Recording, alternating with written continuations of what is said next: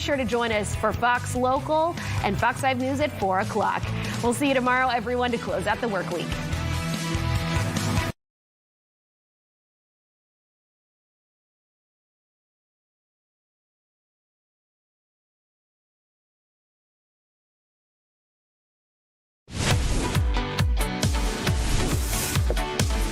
Here we go at 1 o'clock. Thanks so much for joining us for Fox 5 News Live on this Thursday afternoon. I'm Tyler Fingert. I'll be joining you for the next hour as we talk all things World Cup and also the weather, pretty much anything that might affect you, especially if you live in the city of Atlanta. You're going to be dealing with World Cup, the traffic, and everything that comes with it. We'll talk about all that in just a moment, but just a reminder that this is an interactive news conversation, so you can join us anytime on our social media platforms. You can check us out on Instagram, TikTok, YouTube, and Facebook.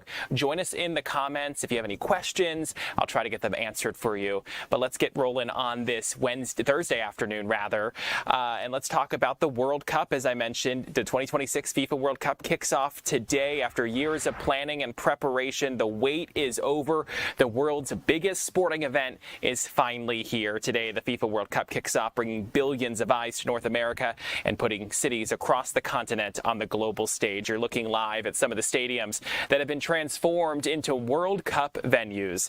Excitement is high today ahead of kickoff this afternoon. And now, unfortunately, we aren't able to take you to Mexico, but I want to tell you a little bit. We know that the stadium there is prepared for that World Cup match, which is expected to kick off at 3 p.m. this afternoon in Mexico City. Mexico will take on South Africa, launching a month-long tournament that will span 3 countries. So Canada, the United States, and Mexico are all going to be involved, and it's going to feature a record 48 teams. And over the next month, history will be made, dreams will be realized, and one nation will be able to lift that coveted trophy at the end of all of this. Now let's take you to Mercedes-Benz Stadium. And while the tournament begins in Mexico today, Atlanta's countdown is entering its final days until kickoff here. You're looking live at Atlanta Stadium, which obviously normally is known as Mercedes-Benz Stadium, but during the World Cup, it's going to be known as Atlanta Stadium, so get used to hearing that. The first match inside will be Monday when Spain takes on Cape Verde. Atlanta will host 8 matches, including a World Cup semifinal on July 15th.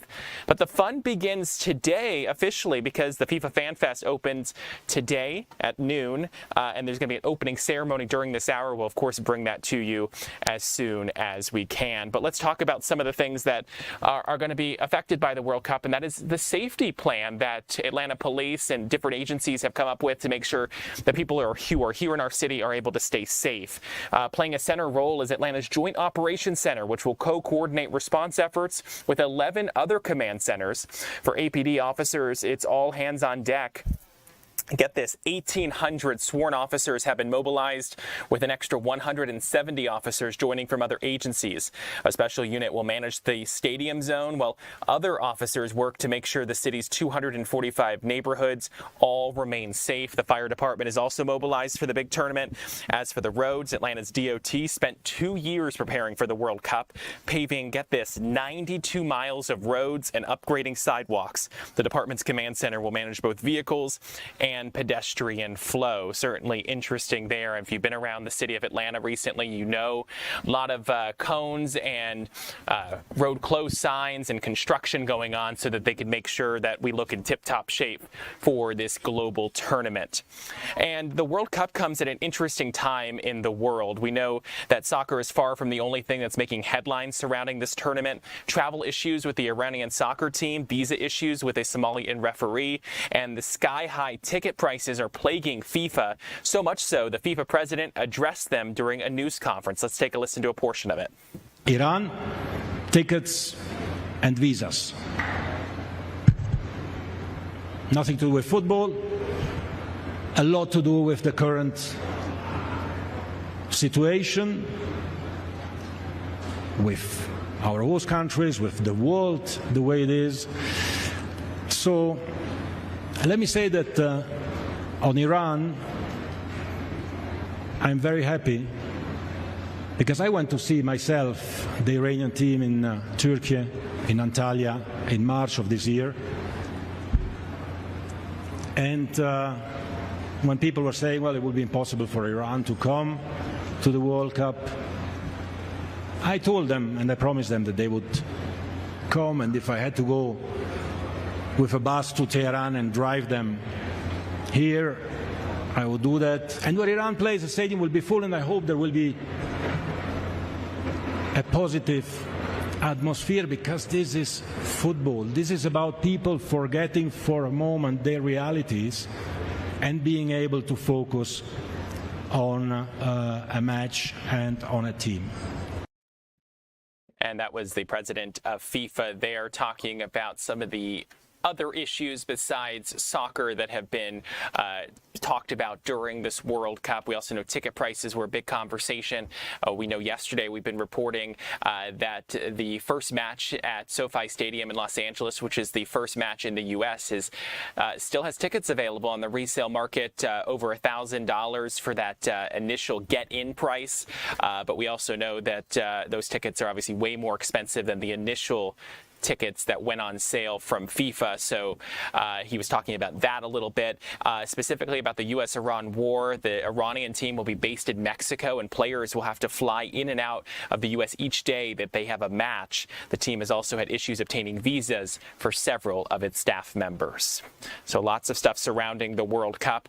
But let's take you back into our newsroom here as we talk about some of the stories that we are working on today. As you might imagine, a lot of World Cup stories are going to be dominating our coverage, considering it's the start of the 2026 FIFA World Cup officially. Finally, can you believe it? Let's bring in our assignment manager, Tanya Mendoza. She's standing by at our assignment desk. Tanya, I'm super excited for the fact that the World Cup finally kicks off today. We've been talking about this for what feels like ages.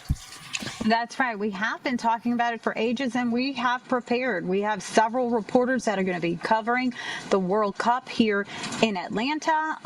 And actually today we're actually going to have some people over at watch parties for the kickoff games that are not here, but we're going to be with supporters for those teams as today kicks off coverage worldwide. So here we go. Let's talk about another story real quick before we get to all well, we have the video of the Fan Fest, so I guess we can just do that now.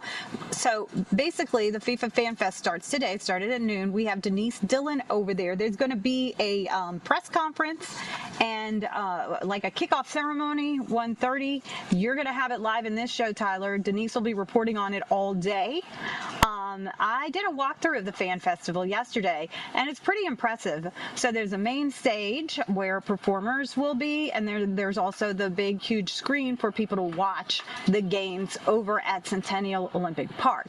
Besides that, there's like a VIP area. There's an area for media staging. There's Beckham's backyard area, a little food court kind of area. Also another like arts area where people are going to have like arts, crafts, and a kids area, a pitch, and it's pretty impressive. And it's just weird when you're walking around, because we always drive by or go to Centennial Olympic Park, and you know, we kind of know the space and the look of it, but when I walked through seeing this setup, it was just a whole different vibe.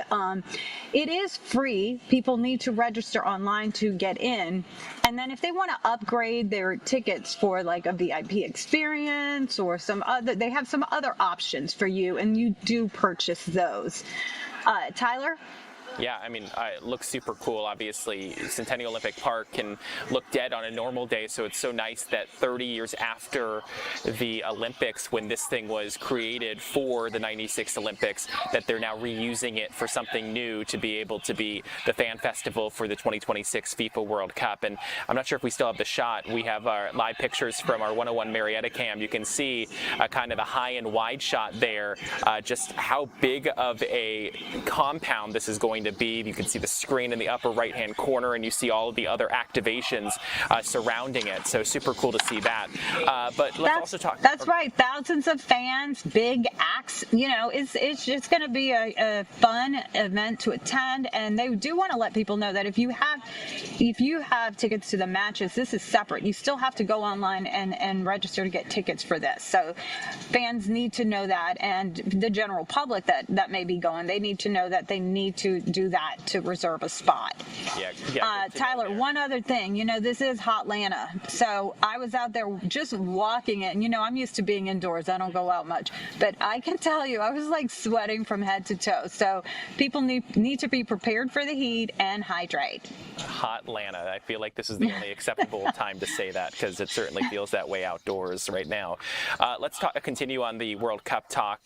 There's some beautification going on in our city. That's right. So Angelique Proctor is doing a story about all these murals, FIFA murals that Atlanta artists have done honoring the World Cup and kind of highlighting the arts and cultural affairs in Atlanta. So she's talking to one of those artists today, and this is something that the mayor is really proud of, and I think she may have talked to him about this as well. So people in town, maybe just driving, are going to see all these soccer FIFA murals, and just know that they're local artists that went ahead and put these pieces of work together, and they're being highlighted today by Angelique Proctor. Super cool. Looking forward to seeing that story tonight when she joins us here on Fox 5 News Live at 2 and 3. Let's talk about something that's not World Cup related, and this one gets my skin crawling because I absolutely hate rats. Well, I also hate rats, and this is something that we started to get some emails about 2 weeks ago, and it was coming from employees over at the IRS building in Chamblee. So they started sending us videos and emails saying that there was a rat infestation at their campus in Chamblee. We did have 2 reporters that were making calls on it, and we actually did get a statement from the IRS about this issue, and basically they said the Internal Revenue Service is aware of employee reports about the Chamblee facility. Like any large building in an urban environment, it can face pest-related challenges. The IRS is working to investigate and remediate the situation. So I guess the employees there are a little fed up because they decided to go ahead and hold a protest today. And we did get a flyer that came from a union representative saying that they would be out there today at noon, and then also from 2 to 5, and it was going to be over at the IRS Chamblee campus front entrance. We have our Deidre Dukes out there interviewing them about what's going on inside, but workers have documented, and they say they have evidence, including rodent feces and damaged property, with reports stating the campus is completely overrun by rats. So Tyler, yeah, and you're seeing the pictures right there. No, I'm good. I can understand if that is obviously true, and that's what's happening inside that Chamblee campus for the IRS. I can understand why people may be protesting, and we know Deidre will put together a good story that gets both sides, IRS and obviously those employees. Tanya, thank you so much for joining us and giving us an update on the stories we're working on today. I do appreciate it. Thank you, Tyler. And let's take you live outside once again. You're looking at Atlanta Stadium, and on the left side of your screen, and on the right side, Centennial Olympic Park. Super close, just maybe a 5-minute walk between the two, maybe 6-7 minutes. But in that time, if you walk between both of those places, you will be sweating. I can promise you that, and you know how I know that? That's because I have this guy right here, Fox 5 Storm Team meteorologist Greg Majeski. He told me that, but I also know that because I've stepped outside today. I felt it as soon as I walked out the door this morning. I mean, it just got a certain feel to there. It's like, ooh, it's going to be hot. I took my dogs on a walk this morning. I had to be in at 7 a.m., so they went out twice, once at 5, and once at about 6:30. I think I felt like I was in the rain. Very humid. It's humid, but unfortunately, we're not going to get a lot of rain today. There's a reason for that. I'm going to show you here in a second. But looking at the radar right now, as you can kind of see, looking pretty sparse. We have a couple little showers over here to the east of town. So over there to the east, I'm going to zoom in here a little bit closer here. I got this lupins. This is the kind of stuff you're going to get today. What's happening is, we're getting the daytime heating. We're getting a little moisture to bubble up in the atmosphere. Then it gets to a certain level where there's a little bit of a hot layer there. So when it goes up, that shower is trying to lift and form, hits that hot layer, and it falls apart. Because to get a cloud to form, it's got to have vertical motion and lift. And if there's a cap in place, and that's what we call this, you're not going to get that. So what we're going to continue to see, I think, for the rest of the afternoon is these little pop-up, little short-lived showers. And if you get one over your house, consider yourself lucky. Most everybody will stay dry today. It's just going to be hot and steamy. If anything, all this is going to do is just make it feel even more uncomfortable in the area that gets a little bit of rain because the sun's going to come back out and you're just going to go, ugh, this is nasty. So we got limited rain chances here for today and for tomorrow. Now, tomorrow night, North Georgia, you guys have got a cold front that's coming in there. There is a marginal risk for maybe some severe weather potentially up that way, up there toward LJ and up toward, say, Blairsville and over toward Dalton. That area kind of in that zone might get a few bad thunderstorms potentially. But this storm, the front will be kind of losing its steam as it moves through us. Rain chances spike next week. And boy, the temperatures are going to go big time, go the opposite way. We're going to see below normal temperatures going into next week. So again, the rest of this afternoon, we're around 90. We're kind of falling into the 80s for tonight. It'll be muggy again tonight. Temperatures most places will be in the 70s. You might see a few upper 60s up in the mountains, but generally looking pretty hot. But again, we're going to go from the 90s. And we're stepping down to 80, 82 going into next week. So so we're gonna, not only are we bringing the clouds and rains back in, we're looking at some decent rainfall amounts. I think 2 or 3 inches are possible. Now we are officially, as of today, we are officially in an El Nino year, which is only forecast to get stronger. Now the one thing, side effects of an El Nino is increased potential water vapor in the atmosphere, thus heavier rain potential. So here's the hour-by-hour forecast for this afternoon. Again, maybe an isolated shower or two around, not going to amount to much.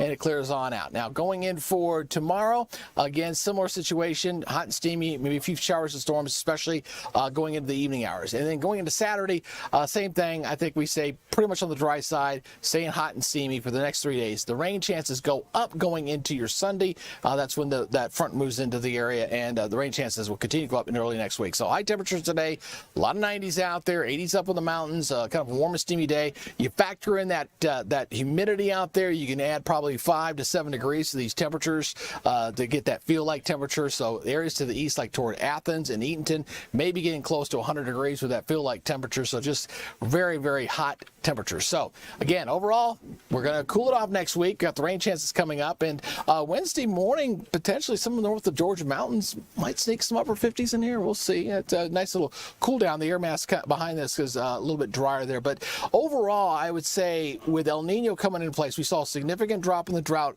index today. It went from the exceptional and the extreme drought, which is D3, D4, dropped from 24% down to 7%.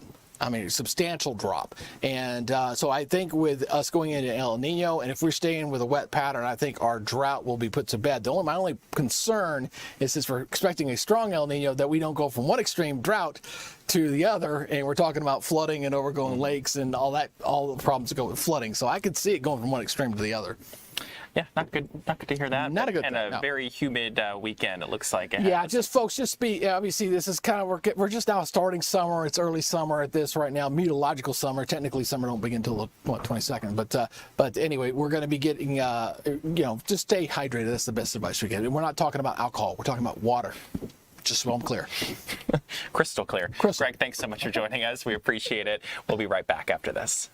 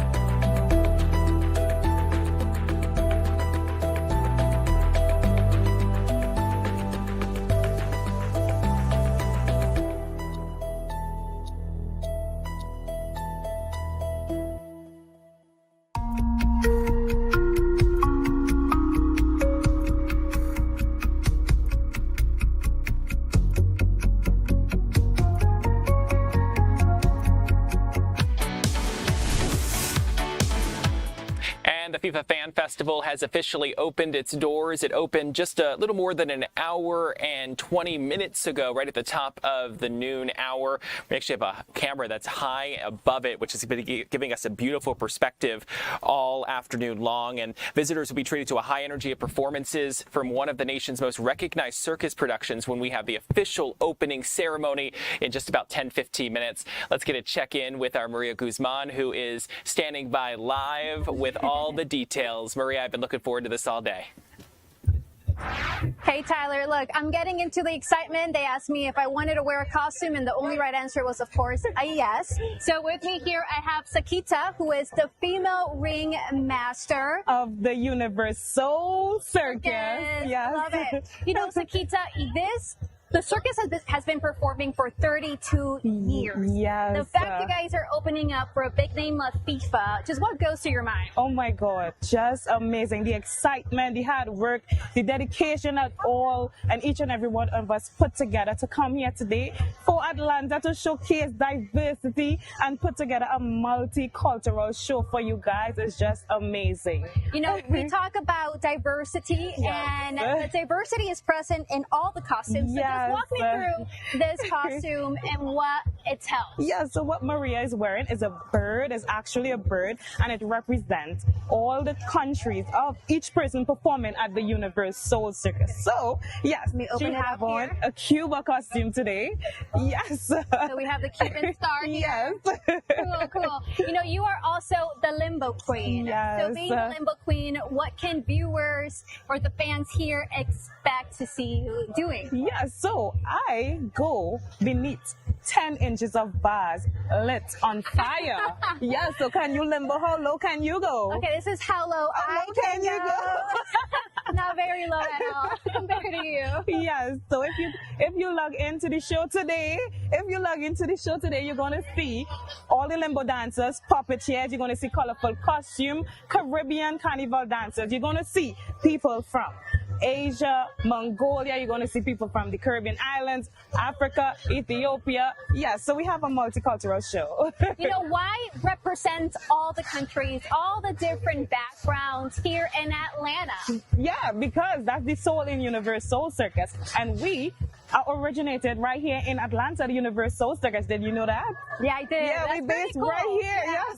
Yes. And, you know, for people who can't make it today to the grand opening, you guys are going to be doing a lot of these type of performance at Fan Festival. Yes, we are. So we're going to have a lot of pop-ups. Also, if you can't make it, you can come to the Universal Circus. We're going to be here, right here in Atlanta, from now till June 14th. Also, we're going to Gwinnett. We open in June 18 in Gwinnett. Also, to get your tickets, you can go at www.universalcircus.com or at ticketmaster.com, or make your way at the box office where you can purchase your tickets. Friday, we have no fees. That's exciting. No fees, so you don't have to pay no fees online. You can just come down to the box office and purchase your tickets. Gotcha. And also, kids are free this weekend. Okay. Yes. So there's a chance for everyone to come and see you guys perform, especially here if you're not able to make it to the Fan Festival. Yes. So everyone is getting ready. Again, less than an hour before they hit the stage. So Tyler, I'll send things back to you.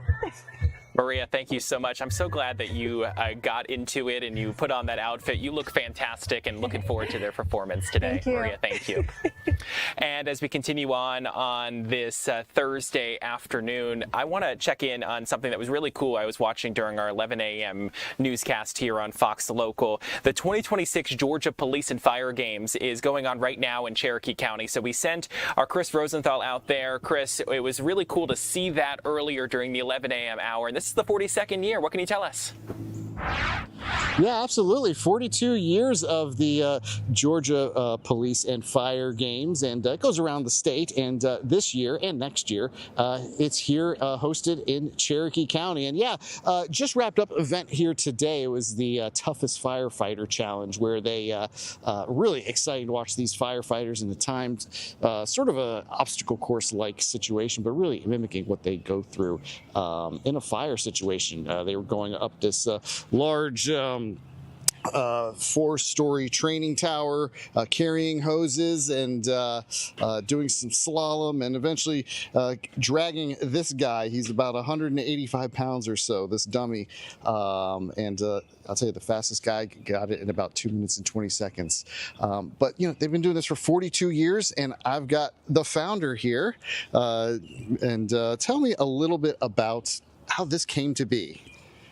It was during the time that we were trying to create a physical fitness program at Carrollton Police Department that I started reading and researching, looking at what other states were doing in an athletic competition style event to promote the physical fitness among police officers primarily. And the more I read, the more I decided, hey, we can do this in Georgia, but I wanted to include the fire department also. So we came up with the idea of police and fire fighters being able to have a competition during the same time frame. And it evolved into the Georgia Police and Fire Games about, I think, the 3rd or 4th year that we were in operation, and we've been able to hold it together ever since. You know, we had this event here today, but there's lots of events. Tell me what's been going on all week here. We've got a little bit of everything. I mean, we focus on the actual active police and firefighters with our more physical events like the toughest firefighter, but we also offer events for retired officers or maybe officers who have been injured in the line of duty and can't do this anymore. So we've had bass fishing. We'll have events like Texas Hold'em, darts, things of that nature throughout the week in the evening, but then during the day we focus on the really heavy athletic events like toughest firefighter, toughest cop, overall toughest competitors, softball competition, pickleball, tennis, you name it. If it's a sport, if it's popular in that area, we want to try and offer it and see if people want to sign up enough to host it.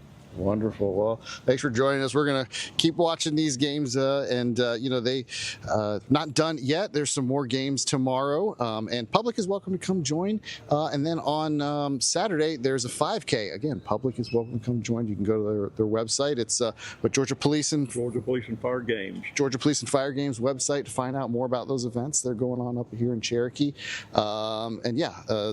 Come on out. Again, public is welcome, but a really great way to celebrate our first responders here and really see what they're capable of and see that camaraderie. Certainly great way to celebrate them. Thank you so much for that look inside. Absolutely loved the activity during the 11 and all the details just now. Chris Rosenthal in Cherokee County, thank you so much. And as we come back into our newsroom on this Thursday afternoon, we're going to take a quick break, but in just a few minutes, we're going to be getting a look at the opening ceremony for the FIFA Fan Festival happening in downtown Atlanta. We're back in just 2 minutes.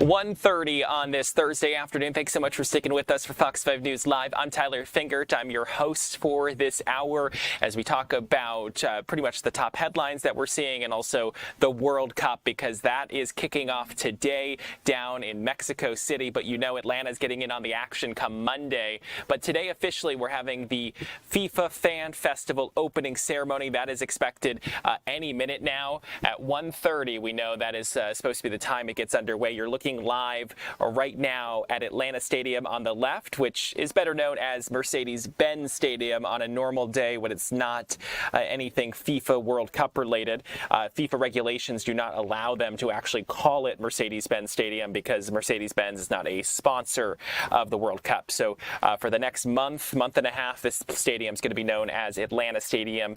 Several other stadiums like that across the country are dealing with the same situation. On the right side of your screen, that is from our 101 Marietta camera. That is a look at the FIFA Fan Festival, which officially got underway at noon today. And in any minute now, we're expecting that opening ceremony to get underway. So with the World Cup officially getting underway this afternoon in Mexico, Atlanta is opening its doors to fans from around the world ahead of our first match on Monday. Centennial Olympic Park, which you're looking at live right now, is expected to become the center of the celebration as the city officially launches that FIFA Fan Festival. The free festival will serve as a gathering place for supporters throughout the tournament with live match viewing, entertainment, cultural programming, food, and interactive experiences designed to bring the World Cup atmosphere to the heart of the city. And right now, city, state, and host committee leaders will take the stage any minute now to formally welcome visitors and kick off the festival with a ceremonial countdown and opening kick. Do me a favor. We do have a shot right now coming in from our photographer who is on the ground. If we're able to take that real quick. So this is where that opening ceremony is set to get underway shortly. We will, of course, bring it to you right here live on Fox 5 News Live. We're expecting to hear from Dan Corso, who is the president of the Atlanta Sports Council, and he's also the Atlanta World Cup Host Committee president as well. We'll also hear from the Georgia World Congress Center CEO, along with Atlanta Mayor Andre Dickens, Georgia Governor Brian Kemp, and First Lady Marty Kemp are also expected to speak. We'll, of course, bring that to you as it happens right here live on Fox 5 News Live during the 1 o'clock and 2 o'clock hours. So stick with us for that. We'll keep you up to date as we continue on. And we're also monitoring a MARTA board meeting that is set to get underway shortly. I can just looked off to the side of my screen over there, another screen that currently says they're in executive session. Obviously, we know with MARTA, there has been a lot of controversy ahead of the World Cup, knowing that there has been several incidents that have happened. We know that the federal government launched an investigation into the transit agency just days before the World Cup kicked off. And it comes after a series of violent crimes shook the transit network. And in the last month, we know a 66-year-old woman was stabbed 20 times by a man while riding a MARTA train. She sadly died from her injuries. In another incident, a 40-year-old man was stabbed multiple times following an altercation at a MARTA station. And we also know a 17-year-old was shot multiple times on a stopped train on June 5th. That Atlanta student, a 17-year-old, went to KIPP Atlanta. He was shot multiple times and was after he left a science program at the Georgia Institute of Technology, and that's according to his GoFundMe. And right now, we are expecting that board meeting to get underway shortly. We are monitoring that, and of course, we'll bring you updates as we get them. Story many people are following, and obviously, it's a situation we'll continue to follow. And I'm just getting this alert right now. I just want to mention it. It just came through as a breaking alert from the Associated Press. President Trump says he's called off new military strikes on Iran hours after threatening to escalate the 3-month-old war in Iran. This is breaking right now, just moments ago, that alert coming through on my computer system here as I was talking about the MARTA situation. So breaking right now, President Trump says he has called off new military strikes on Iran hours after threatening to escalate the 3-month-old war with Iran. As we await the news conference that is set to happen down at Centennial Olympic Park for the opening ceremony of the FIFA Fan Festival, I want to check in on some of the stories that are trending on our website, fox5atlanta.com. Our Joyce Lupiani, one of our digital content creators, is standing by. Joyce, I have to imagine that obviously World Cup is some of the stuff that we're talking about, but there's a lot of other things people are clicking on as well. Yes, World Cup is definitely popular, and we do have like a lot of different guides about the World Cup, like different things happening around town and places that you can go watch the game if you don't have tickets, plus places you can go out to eat. We have all that on our website, and it's pretty easy to find right on our homepage. But back to the other stories. Our first story is about a viral road rage incident that took place in Kennesaw recently. Police say that 46-year-old Richard Craven is the man seen in the video, which shows someone getting out of a car and repeatedly hitting and punching a truck during a traffic dispute last month. So according to the people in the truck, they were just driving the speed limit through Kennesaw when the driver behind them became aggressive, honking, yelling, and eventually going around them and then stopping at a red light. So after this video kind of went viral, police asked the public for help identifying the man in the video, and they got like multiple tips came in that named Richard Craven. So police went out and had a little chat with him, and he ended up, turning himself in and was placed under arrest and booked into jail. And he's now being charged with like criminal damage to property and disorderly conduct. Now, Tyler, the really surprising thing about this is that Mr. Craven is actually an attorney in Acworth. And we even spoke to like some of the people in that area, like neighbors, and they were like really surprised by his behavior and said that he definitely should have known better than to do something like this. Especially since he is a criminal defense attorney, likely, I would assume at some point in his career, he probably defended someone who maybe did something similar to this. And so you would have to imagine he would have possibly realized that this was against the law to do something like this, especially in traffic. And just thankfully, this didn't escalate into something where people were like seriously hurt. Right, exactly. I mean, traffic can be very frustrating around here. I mean, I have to drive in it every day, but you just can't do things like this because you don't know what's going to happen and how the other people are going to react. But moving on, our next story is about a lawsuit that has been filed against Delta Airlines, which, as you know, is based here in Atlanta. So a woman is suing Delta over an incident that actually happened in 2019. According to the lawsuit, Madison Cupp says she was just 13 years old when a flight attendant mistakenly accused her father of trafficking and abusing her during a 2019 flight. So basically, the family was traveling to Virginia for the woman's brother. He was graduating from the Coast Guard, and I guess it was like really turbulent, and her father was trying to comfort her. And the flight attendant, became suspicious and thought that Cupp might be some kind of victim. So when the plane landed, like police actually got on board the plane and separated her from her family and questioned her father. And it was just basically kind of like a nightmare for the family. So, the lawsuit states that investigators eventually found that there was no basis for criminal charges. And now Madison, she's obviously much older. Now she is seeking like more than $2.3 million in damages, claiming that, caused like lasting emotional harm. So I reached out to Delta this morning. I haven't heard back from them yet. And I know like other media organizations have also reached out to them and they haven't commented yet. But, as soon as we get some kind of response from Delta, we'll make sure to add that to our story on the website. Joyce, thank you so much for a look at those stories that we're following. We do appreciate your time. Let's take you back out to that FIFA Fan Festival where just moments ago, it looks like Kevin Egan is taking the stage right now for the opening ceremony. We're going to let you listen in and as we celebrate the beginning of the World Cup and all of the activities that are happening here in the city of Atlanta. Let's listen in. On bringing big-time sporting events to the city of Atlanta, Georgia. Please give it up and welcome the president of the Atlanta Sports Council and a driving force for bringing Atlanta the World Cup. It's Mr. Dan Corso.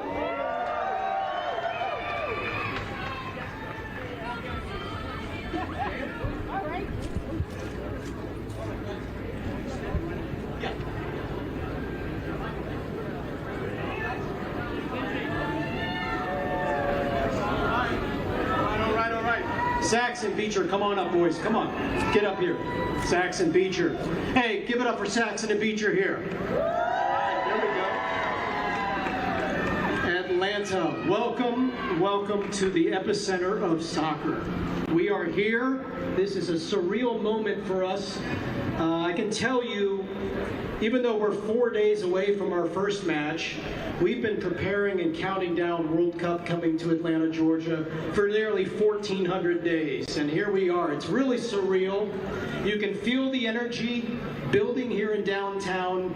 Not only the crowd here as our opening for Fan Festival, but if you look around to my left, your right, you see building wraps going up all over the city. We've got watch parties planned. We've got signage all over the place. We have thousands of volunteers uniformed and trained and ready to welcome the world here to Atlanta. So we are super excited and appreciate all of you being here. Our hosting of 8 matches inside Mercedes-Benz Stadium, and this Fan Festival would not be possible without the incredible commitment, support, collaboration, participation from our governor and our mayor and their administrations, and they are here today, so you'll hear from them. So I would just close with telling you, it's been a long journey to this point. We should take a lot of pride in that Atlanta, Georgia is hosting the biggest sporting event in the history of the world, and we have been working together to get to this point.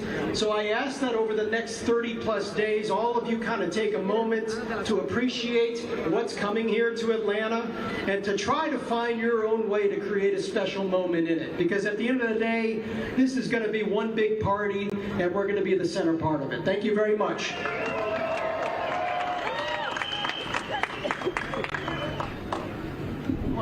Thank you very much to Dan Corso and his entire host city campaign and team. They've been absolutely wonderful.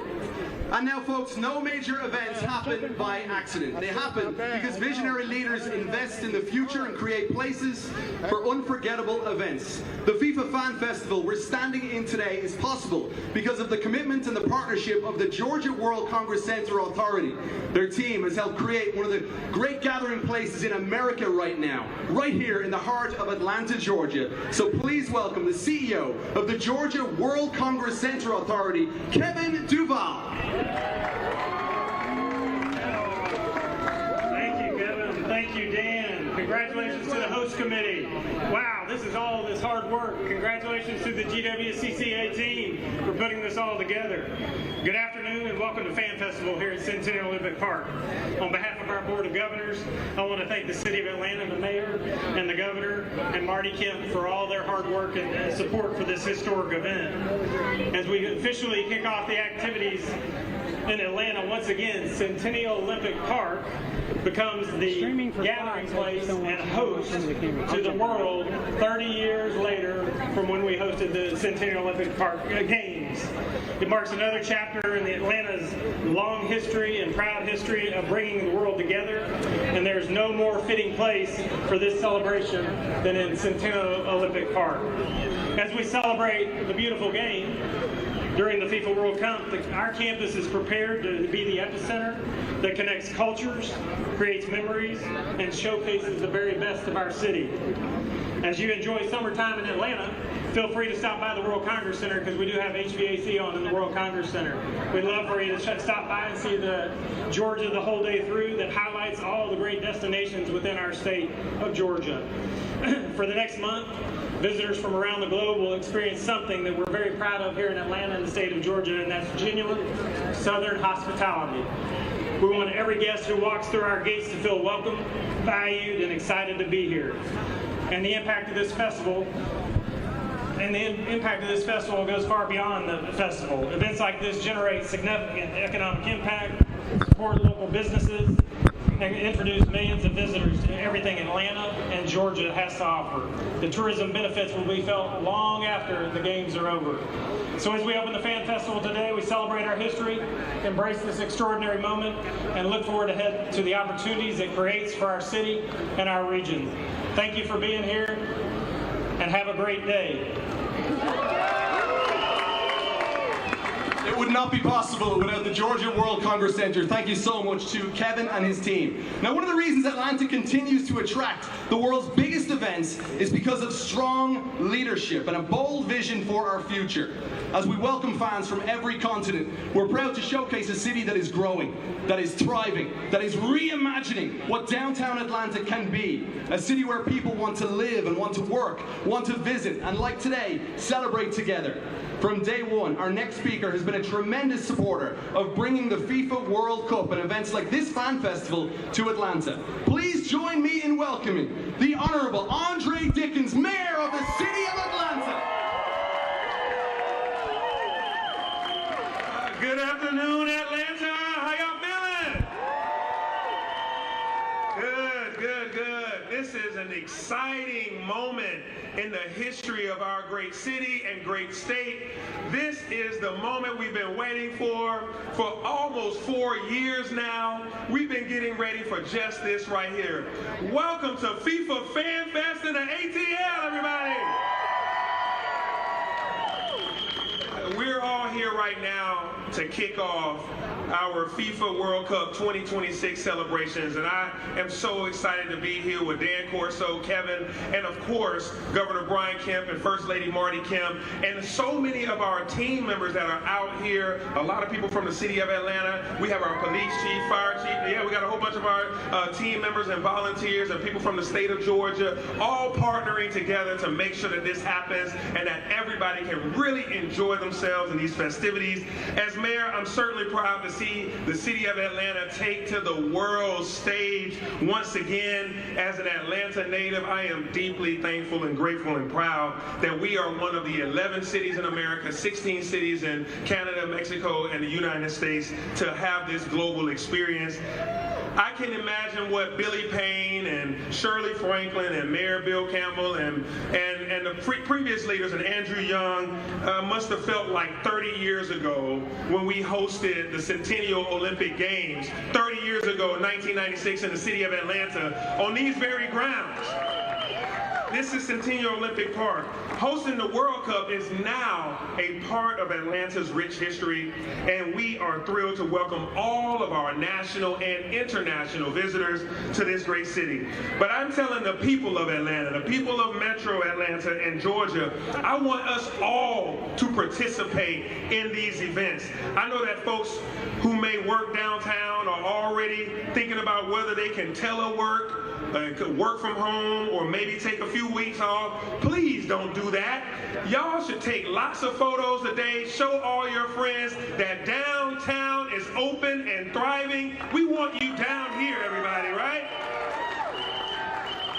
We don't want anyone to miss out on this incredible experience, which is the World Cup in the great state of Georgia and the city of Atlanta. So we are not shutting down downtown. We have livened up downtown for you to be able to enjoy yourself. You can get all the food you want, all the festivities you want, have a great time. And so whether you live downtown or that you work downtown, take a long lunch and just enjoy Fan Festival and all of the things happening in the city of Atlanta. We have plenty of things planned, and lots of pop-up events. And so this is going to be an amazing time. Our ATL DOT has launched Navigate Atlanta, a new online transportation hub. So look up Navigate Atlanta so you can figure out how to get around downtown or get from wherever you are in the most efficient and time-efficient way. Thank you to our partners at GDOT, MARTA, all of our state and regional people that helped make this happen. And so thank you all for being here. Let's have a fantastic time, and welcome to FIFA Fan Fest ATL, everybody. Thank you.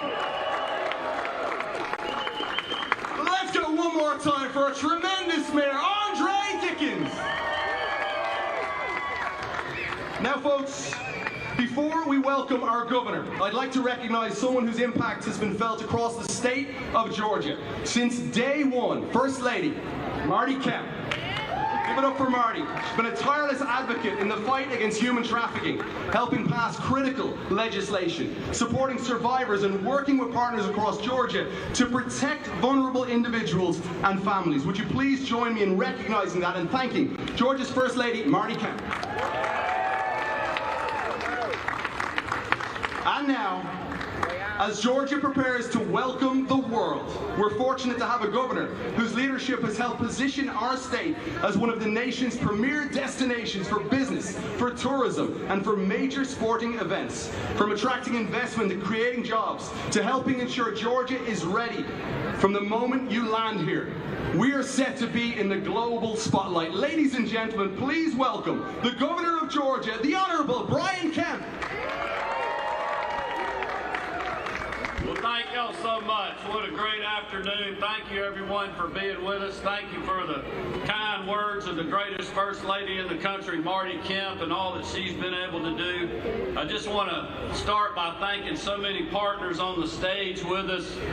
Dan Corso and the Atlanta Sports Council, the whole Metro Atlanta Chamber of Commerce team, Kevin Duvall, who's doing such a great job with his folks at the Georgia World Congress Center, our partner, Mayor Andre Dickens, and really the whole team from the city of Atlanta that is out there, our public safety, DOT, and other folks. Thank y'all for what you do. And Mayor, you are exactly right. We are open for business. It makes me feel so good to see so many people here today. Share your pictures, share this time on social media, and let's encourage people to come. We do not need people to stay away. This is an opportunity of a lifetime here on the 250th anniversary of this great country, and we are thankful to welcome our friends from around the world. Without these partners on the stage, we would not be here today. Today is the day. After years of planning, meetings, so much work that none of you have seen, or if you've driven through downtown recently to see the cleanup and the other things that have gone on, today is the start of FIFA World Cup 2026. We have fans that are streaming into America and to the great state of Georgia.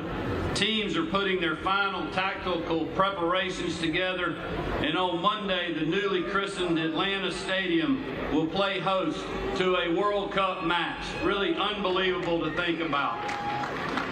The work to reach this moment literally started years ago, and it is simply the latest chapter in a story that has been written for decades in Georgia as a place that is ready, able, and willing to welcome world-class events.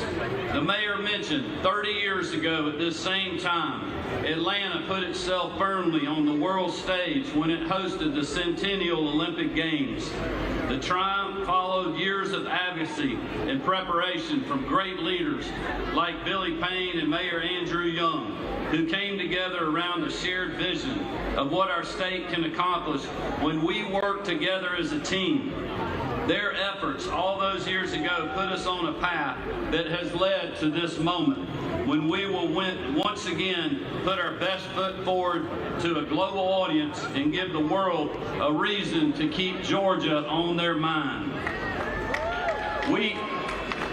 We have followed that playbook, collaborating across every level of government and the private sector to ensure this moment is another we will look back on with pride in our state's history, because we know that partnership approach helps better deliver outcomes for all Georgians, whether it's our small business owners who will serve countless visitors this week, or the fans who will get a once-in-a-lifetime experience, whether at the games or here at Fan Fest.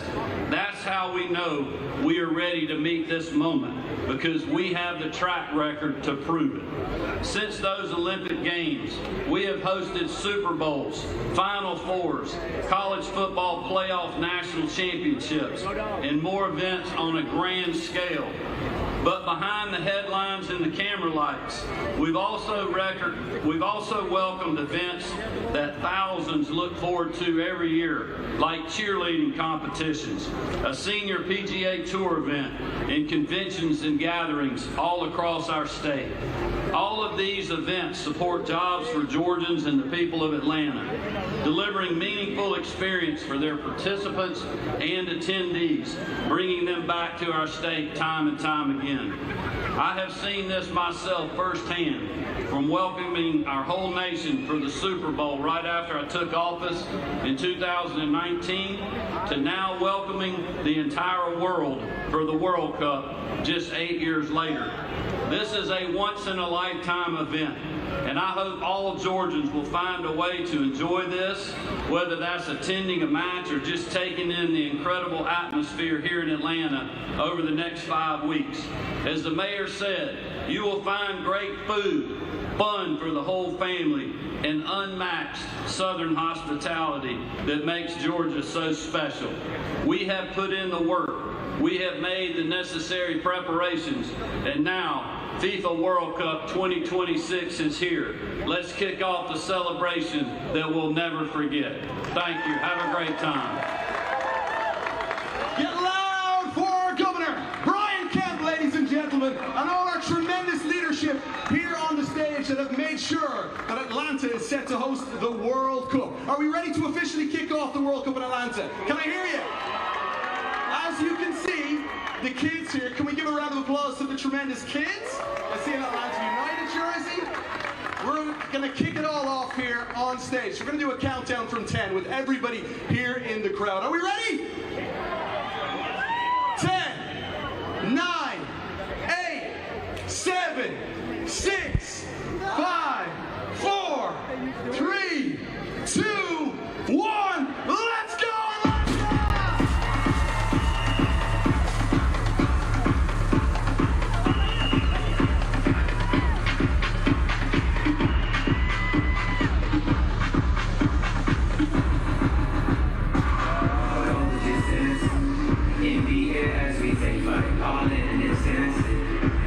Changing it one night, we're on a mission, and our fire's burning bright. So can we kick it and make it high up in the lights? Go the distance in the air as we take flight, all in an instant. Life keeps changing it one night, we're on a mission, and our fire's burning bright. So can we kick it and make it high up in the lights, in the lights.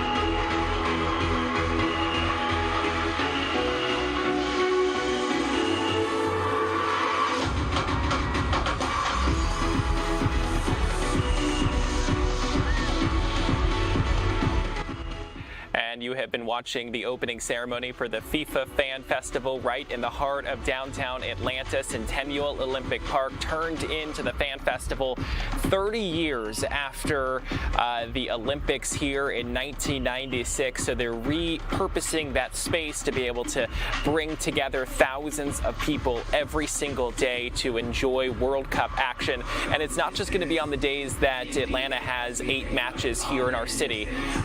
They're going to be doing it on several other days as well, a number of other days, so that people have a place to gather and be able to enjoy soccer together. There's going to be a number of activations there. We heard from Governor Brian Kemp and Mayor Andre Dickens. They were saying just how important this is for not only our city but also the country, as this is now obviously a big part of what we've been planning for.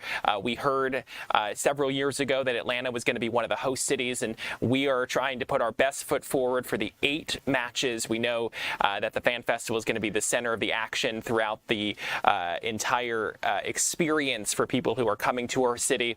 That first match here in Atlanta kicks off on Monday at noon. Fox 5 going to be your home throughout all of the World Cup action. If you are watching on broadcast, you're going to be able to see the game in Mexico City at 3 p.m. We're, of course, going to be giving you full coverage, extended coverage of the non-match details right here on Fox Local. We're going to be giving you the fan experience like at the Fan Festival and all of the different things that are going to be going on in our city. I know, obviously, as you were just hearing, you heard from the governor just saying how important this is and just about how this is going to be great for our area to be able to put Atlanta on full display. And you're looking at a high and wide shot from our 101 Marietta camera with a bird's eye view of that ginormous festival grounds. The upper right-hand corner, the screen, that is where they're going to be playing some of those matches. That was where they just held that opening ceremony. You can see all the people gathered over there. And then throughout the entire Centennial Olympic Park, there's just going to be some fun activations for people to take part in. Remember, if you do want to be a part of the Fan Festival, you do have to register for tickets, but the good news is they are free. Super exciting to see that ceremonial kickoff today. All those kids having a good time kicking those big soccer balls into the stands and into the crowd. Super cool to see. I'm so glad that you guys were joining me here for Fox 5 News Live at 1 o'clock, and we could watch that together as we are now celebrating the beginning of the 2026 FIFA World Cup. That is going to do it for me here at 1 o'clock, but please don't go anywhere. Ariel Onstad is standing by for Fox 5 News Live at 2, and then Tom Haynes will be joining you for the news at 3. I'm Tyler Fingert. I'll see you tomorrow.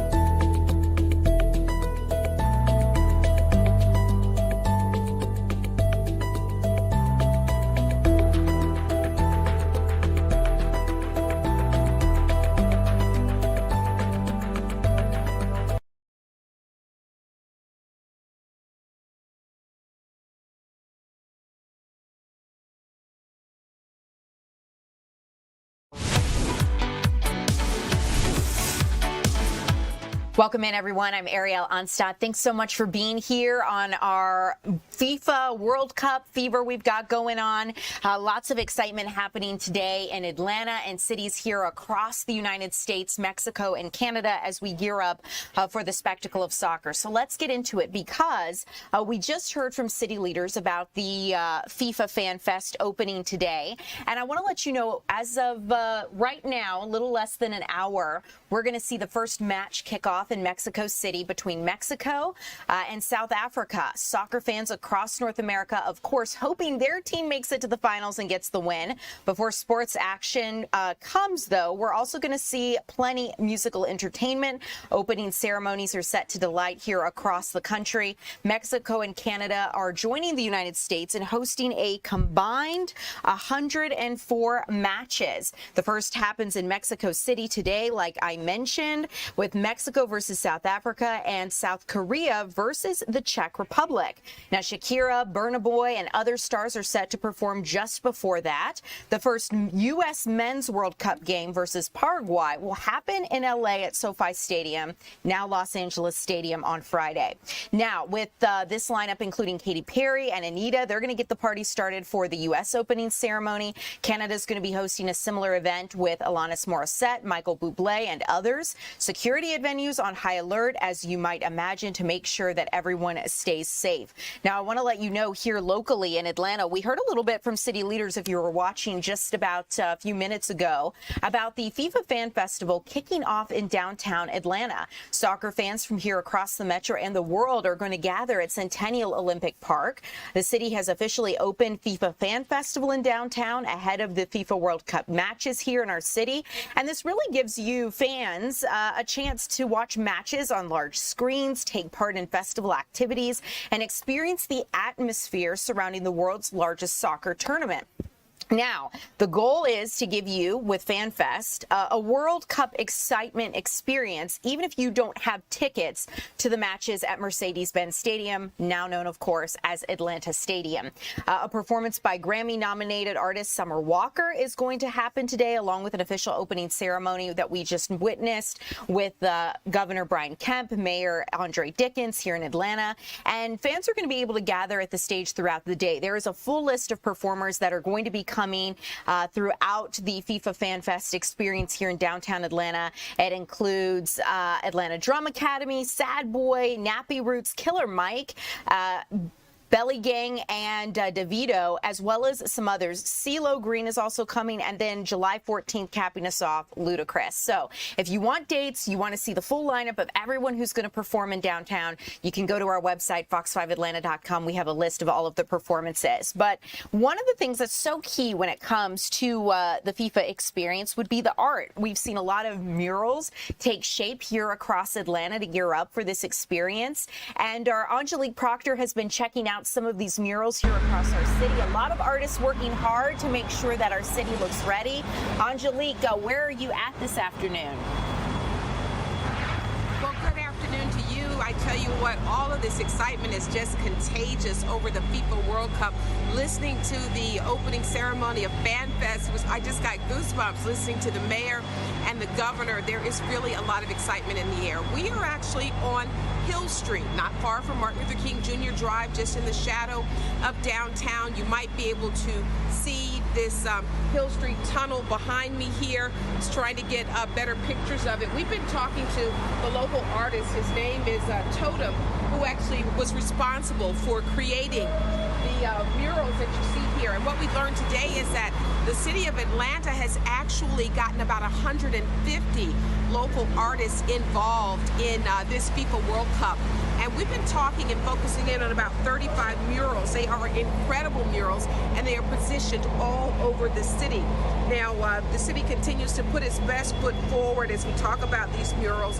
It's all part of a $5 million enhancement that the city got. And I tell you what, I've seen some of these murals, and one of the things that city officials said to me today is a good city is a city that is full of good art, and Atlanta is certainly on the map now in that respect. But take a listen now to this artist Totem, who tells me that he's very free-flowing. Everything he does is based on the spirit and an energy and he's the one that's responsible for this tunnel right now on Hill Street. Here it is. Bringing the graffiti element to the mural program that's going on here in Atlanta, and I represent the graffiti writers of the city. And this particular mural is, I call it the capturing the spirit of capturing the rhythm of Hill Street. And this particular mural is more about expressing the culture, the dance, the art, the music that comes from black culture from here, and also a big thing on hip hop, because graffiti is a huge element of hip hop, one of the 4 elements of hip hop, and I represent that aspect of it. I'm a very free-form guy. I'm very happy that the city trusts me to express my creative skill set. I'm known for delivering right off the head, and they like what I do. So I do the main core idea. I express it the way it's supposed to be as far as flow. But I mean, it's very similar to a tattoo. The way the body is, the way the tunnel is, it has to flow. So I take the artwork and I spread it across and make it work with the whole setup.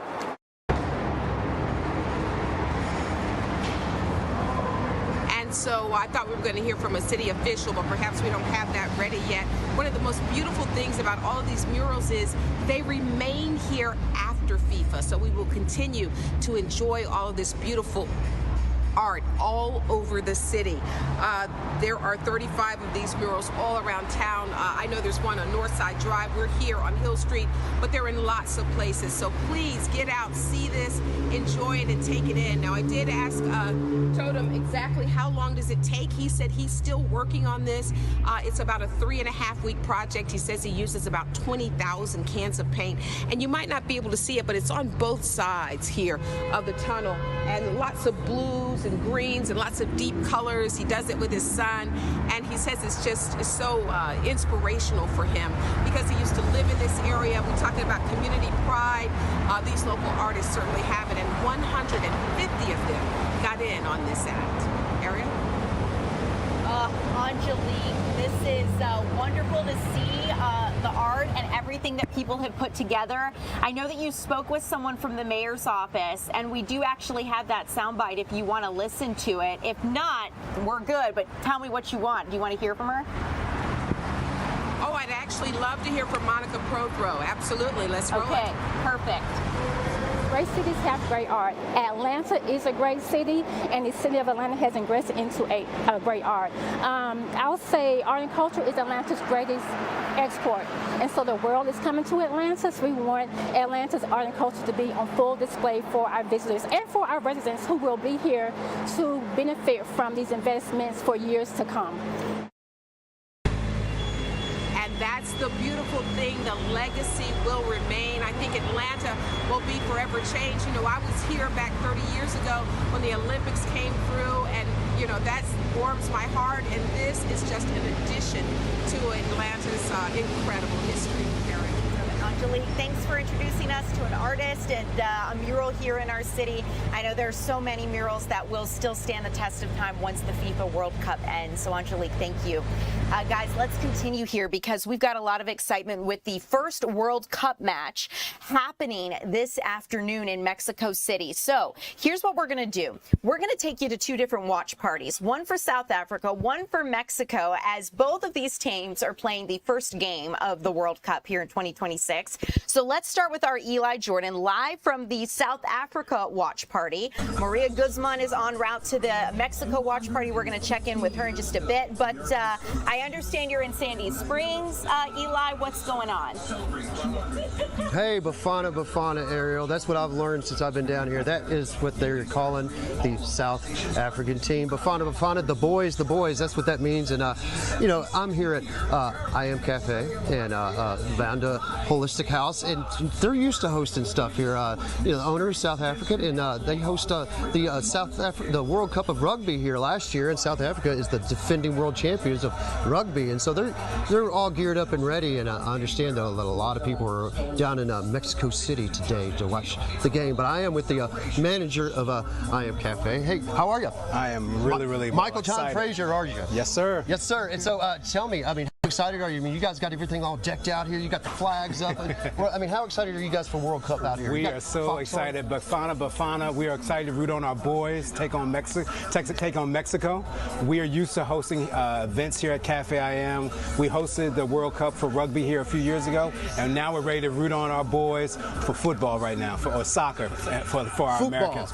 Football, exactly. And it's going to be a great time. It's a great time of unity. We are the Rainbow Nation, and we're coming together, one community, to root on our boys. And so, I mean, Cafe I Am, I mean, you guys have a following of South African fans and people from South Africa to come down here, and this place is you're expecting a good crowd. I mean, it's hard to gauge off of the rugby crowd because there's a lot of people in Mexico City right now, isn't there? Yes, we have a huge South African community here, and what's beautiful about the South African community is that we all come together and we cheer on our teams. We love each other, we take care of each other, and when you think about true cultural enrichment, where South Africans can come together and raise their kids together here in America, because right now they're raising their kids in America, they can't bring them back home, so they bring the culture, they bring the enrichment of their legacy and their heritage here. Our owner, Vanda Tshedasatovic, she has unified so many different communities here in Sandy Springs, Georgia at Cafe I Am,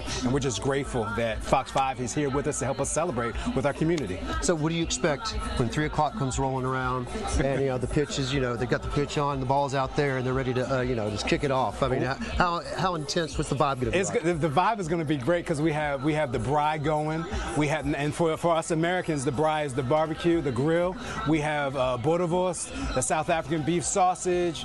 We have the porter rolls, the Portuguese bread roll. We also have margaritas, we have cocktails, we have brandy and cokes. We have everything ready for everyone. We also have gazpacho, you name it, we got it. Yes. And you got a place where you can take your picture and you say, hey, all right, I'm here at the South African delegation. All right, and so Bafana, does that look good? All right, so, but tell me also too, I mean, everybody's welcome here. I mean, kids are welcome here. There's a family atmosphere. You can bring your dogs if you want to. Yes, it's such a family atmosphere. We have a beautiful patio where people can come and celebrate. We have a hill where people can sit and enjoy. But again, it's a family environment.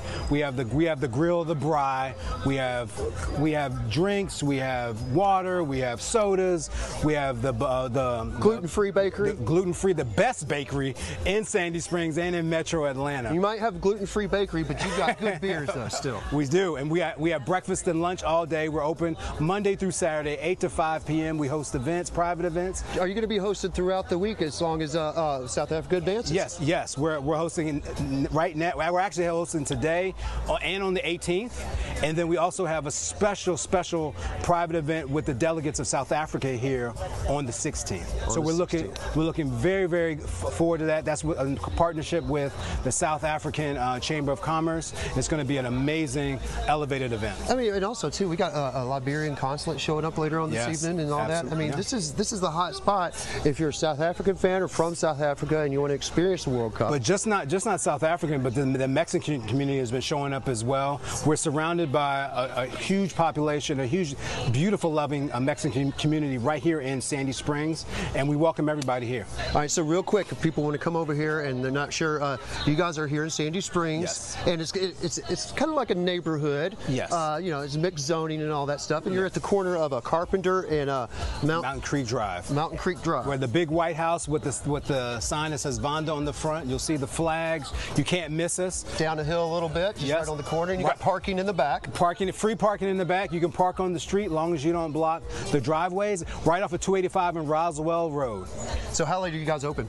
We're open usually 8 to 5 p.m., but when we have cocktail hour, we stay open as late as people want to be here. During World Cup, it's a little bit flexible. Oh, yeah. It's going to be a great time. Cool. Michael Chan Fraser, manager of Cafe I Am. Thank you very much for your time, and that's what's happening here. We're getting geared up. People are slowly starting to trickle in here, and here in about an hour, World Cup kicks off. I'll kick it back to you, Daryl. All right, Eli, thanks so much. Appreciate you. Let's move on now to the Mexico watch party. Gave you the South African side. Now let's get out to Maria Guzman, who joins us live. Maria, it is great to see you. I understand you got all the way from Fan Fest in downtown and scurried up to get to the Mexico watch party, so thanks for the hustle. What's the vibe like?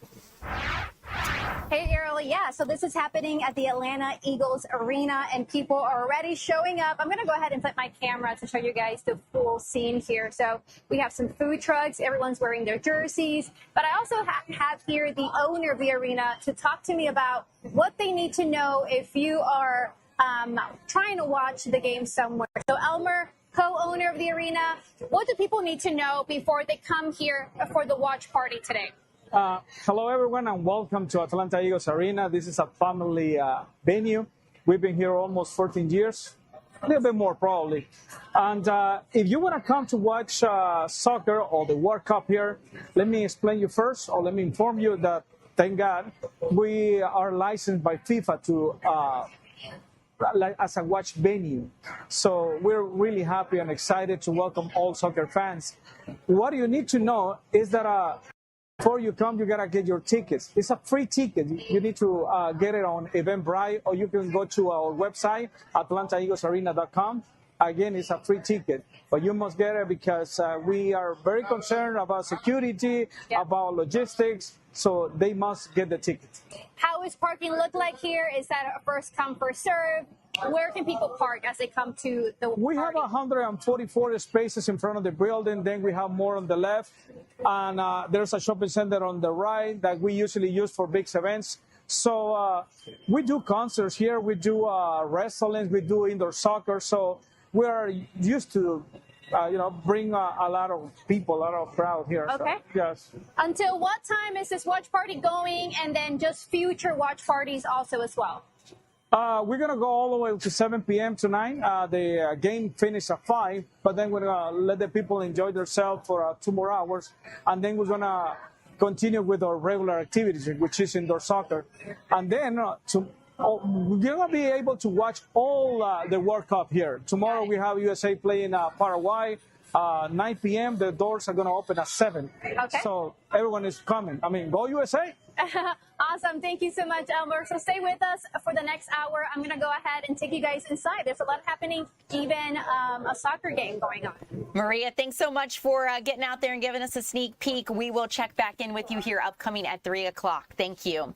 Well, you guys, I do want to let you know, we've heard a lot about how expensive World Cup tickets are, right? But Atlanta has a bit of a silver lining in the sense that we might actually be the cheapest host city for the World Cup. That's pretty crazy. Millions of soccer fans coming here to the United States, but a new report from Lending Tree found where you watch can have a big effect on how much you spend on your wallet, of course. So an analysis by Lending Tree actually found that watching a World Cup match here in the United States costs fans more than $2,100 on average. That includes the price of a ticket, airfare, and hotels, food, and transportation. But if you plan to catch a match here in Atlanta, Lending Tree says you're actually saving some money. Fans are paying about $1,600 here as opposed to the $2,100 average, making Atlanta the cheapest U.S. city to host a World Cup match. New York/New Jersey, the most expensive, as you might imagine, at nearly $3,000. So pretty incredible. If you are wanting to take advantage of a match, it sounds like Atlanta is the best city to do that. So as we continue here, you guys, coming up next, we are going to check in with meteorologist Greg Majeski about your weather forecast here in Atlanta. Then I have some headlines I'd like to tell you about on a national level, what the latest is in the war with Iran and what President Trump says he's now not going to do. And then we're going to check in on a Bitcoin scam with our Doug Evans, and we have more news straight ahead.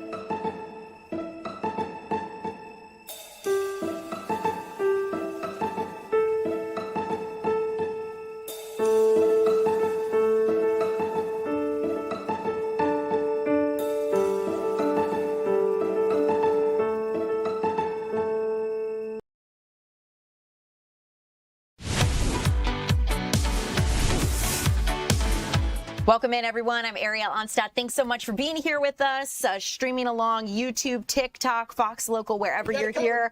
Yeah, we got you going. We got meteorologist Greg Majeski here. We were talking about the matches that are happening for the World Cup. First match today, South Africa, Mexico, really exciting. And then, of course, we have some others upcoming. What is the weather going to be like here in Atlanta? Well, I think the folks, at least for the next several days, need to just be prepared for the heat. The heat and the humidity, that's what we're known for. It's the South, right? We're used to this kind of stuff. And we're going to have some stray showers today. So let's take a look at the latest radar. You'll see what I'm talking about. These things they're bubbling up. They hit for a few minutes and then they bubble back down. What's really bad about this stuff is that typically what it means is it makes you feel really, really humid for a little while because the sun comes right back on out. But you see these little isolated showers. That's what we're going to see today. Again, when we talk about isolated, this is what we're talking about. Again, majority of the territory is not getting covered. You're missing out on this. So this is what isolated looks like. So this is what we're going to see probably today, really probably for the next couple of days. It's very, very spotty activity. Now, we are tracking a cold front that's going to come across North Georgia tomorrow evening. It could set up a straight shower thunderstorm that could be strong to severe for the extreme northern counties, but I don't think it'll get down into the metro area. So again, limited rain chances here. Only reason I got 30% there for Fridays because what's coming in late for areas up north, really. So, but the rain chances do go back up on Sunday and Monday, and they may even go up a little bit closer to 70% looking at the new model data coming in right now. So again, a little wet to start next week, and then it kind of tails back off. We're going to have a nice little cool down too. So we'll got the summer heat to deal with here for about right till about Sunday, and then we start backing it off. So low 90s this afternoon as we're dealing with partly cloudy and mostly sunny skies, and definitely a very muggy night, air you can wear type night.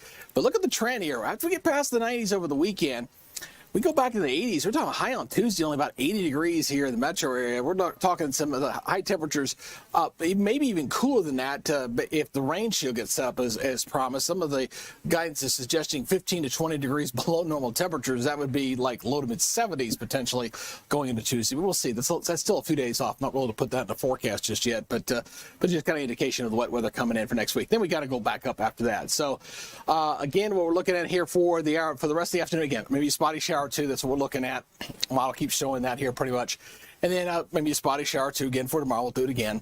And then the question mark will be going into Sunday as we watch the scatter storms on Saturday pick up in intensity going on Sunday. So Sunday's looking a little bit damper, a little more coverage coming in. So the rest of this afternoon highs in the 90s. You could add probably 5 to 7 degrees to these because of those humidity levels. So it feels like closer to 100 over toward Eatonton and Athens and, middle to upper 90s here in the metro area. So very hot and steamy here for the rest of today.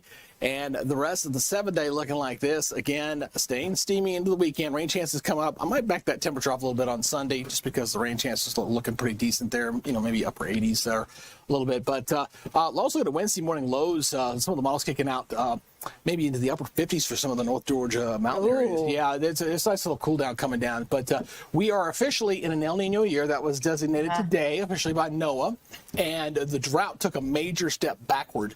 The level 3 and 4 drought at one point was like at 78%. Oh, it's very high. That is high. It's now down to, and we're talking about the exceptional and extreme. It's now down to 7%. Okay. It's really come down quite a bit. Well, did you say 7%? 7%, that's it. Oh, that's so, crazy. Now, we still got drought conditions out there. Yeah. Now, I will say this. If we continue with El Nino, as is expected, it's going to be a strong one, okay? Not a super El Nino. There's no official designation for that, and I refuse to use it. So I'm just putting it out there. I'm putting it out there. Okay. Until they officially designate that as a designation for it, I'll use it, but not me. Okay. So, but a strong El Nino this year. So what that's going to mean for us for the summer is likely temperatures not overly as hot. Okay. Because of increased moisture, better chance for rain, better chance for thunderstorms, and active subtropical jet stream.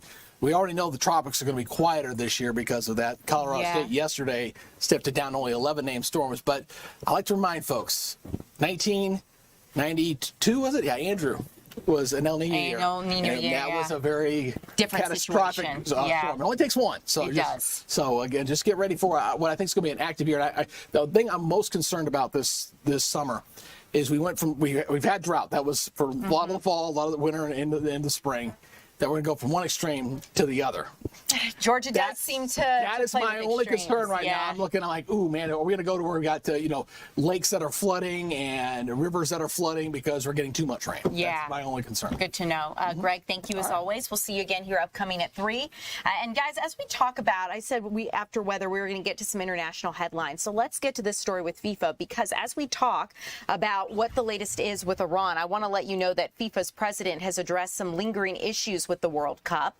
Soccer isn't the only thing making headlines about this tournament. Travel issues with the Iranian soccer team, visa issues with a Somali referee, and sky-high ticket prices are some issues plaguing FIFA. So much so that FIFA's president addressed them during a pre-match news conference.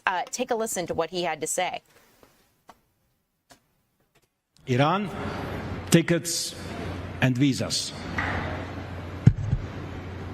Nothing to do with football, a lot to do with the current situation, with our host countries, with the world the way it is. So let me say that on Iran,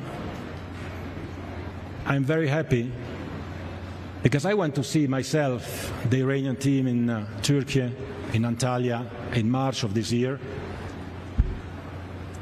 And when people were saying, well, it would be impossible for Iran to come to the World Cup, I told them and I promised them that they would come, and if I had to go with a bus to Tehran and drive them here, I would do that.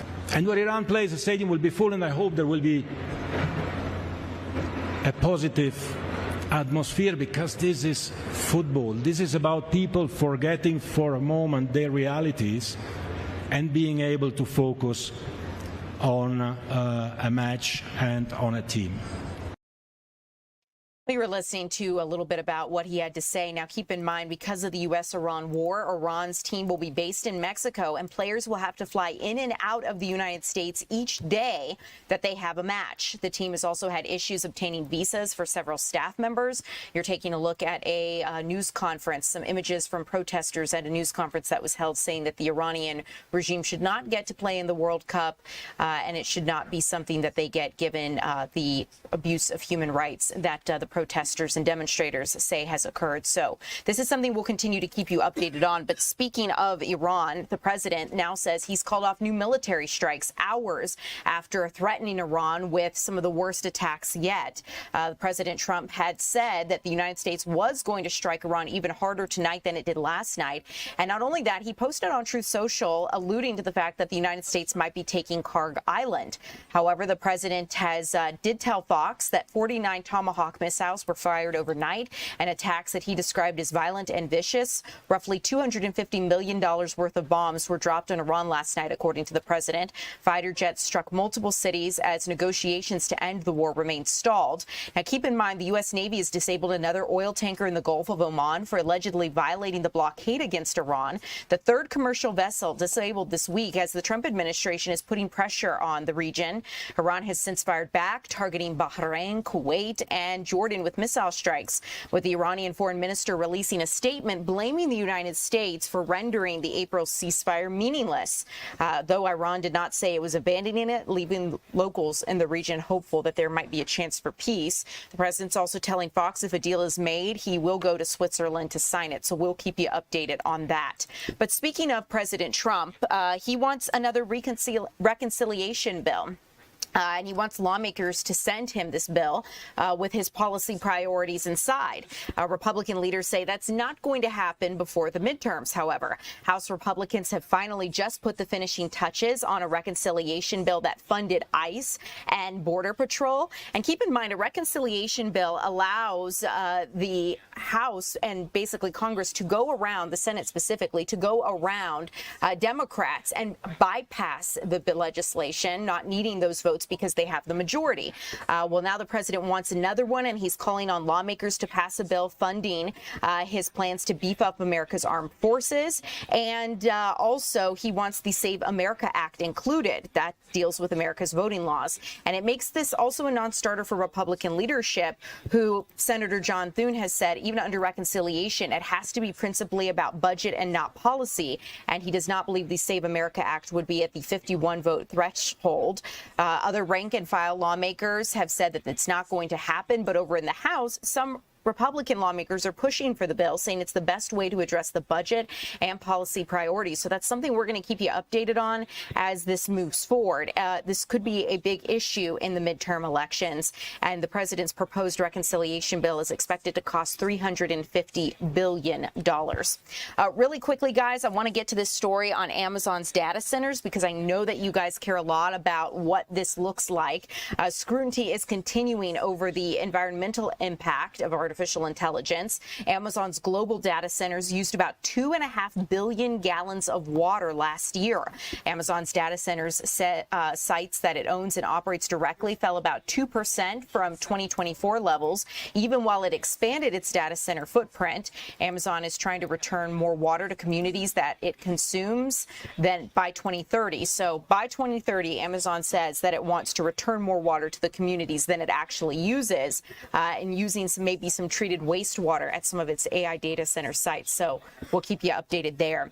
As we continue, you guys, we are going to check in with our Kelly Price here upcoming about some restaurants excited for FIFA, how they are preparing in Decatur straight ahead.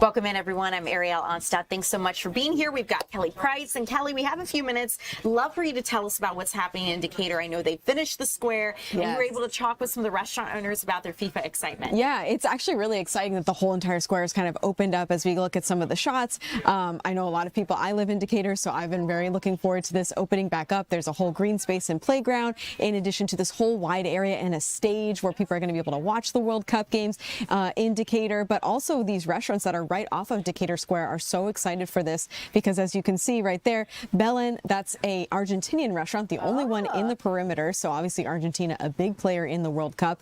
O'Sullivan's is an Irish pub. Obviously they have a huge football following as well. As you see the Guinness pouring, they've been making preparations and plans for this for really like more than a year at this point. As soon as, you know, Atlanta was announced as a host city and really the World Cup is announced as a tournament, right? These people start figuring out, all right, how many new Guinness glasses do I need to order? How many new coasters? O'Sullivan's in particular, they installed an entirely new keg system, new AC, so that visitors coming in would have a great experience there. But they've also told me they already are starting to see people trickle in, whether it's tourists and people coming from out of town internationally, but also just curious Atlantans that are like, oh, the square's open back up. I'm going to see what's going on here. I'm going to kind of pre-scout maybe where I want to go watch some of these World Cup games. They'll be open for all of them, open late, because a lot of them are kind of at weird hours. But here's what's both these kind of guys had to say about just being excited for this to come to our city. I'm so excited, so ready, so excited to see what the city's going to do too with Watch Fest. I mean, we have what I think daily music acts are coming in. You know, it's just going to be a great event all day long. And whether you're in our pub or outside, you know, you're just going to live and breathe World Cup for a month and a half. So super excited. We're starting to see the World Cup spirit and the environment. Everyone starts talking about it, and I think it's going to be big and nice and fun, especially fun.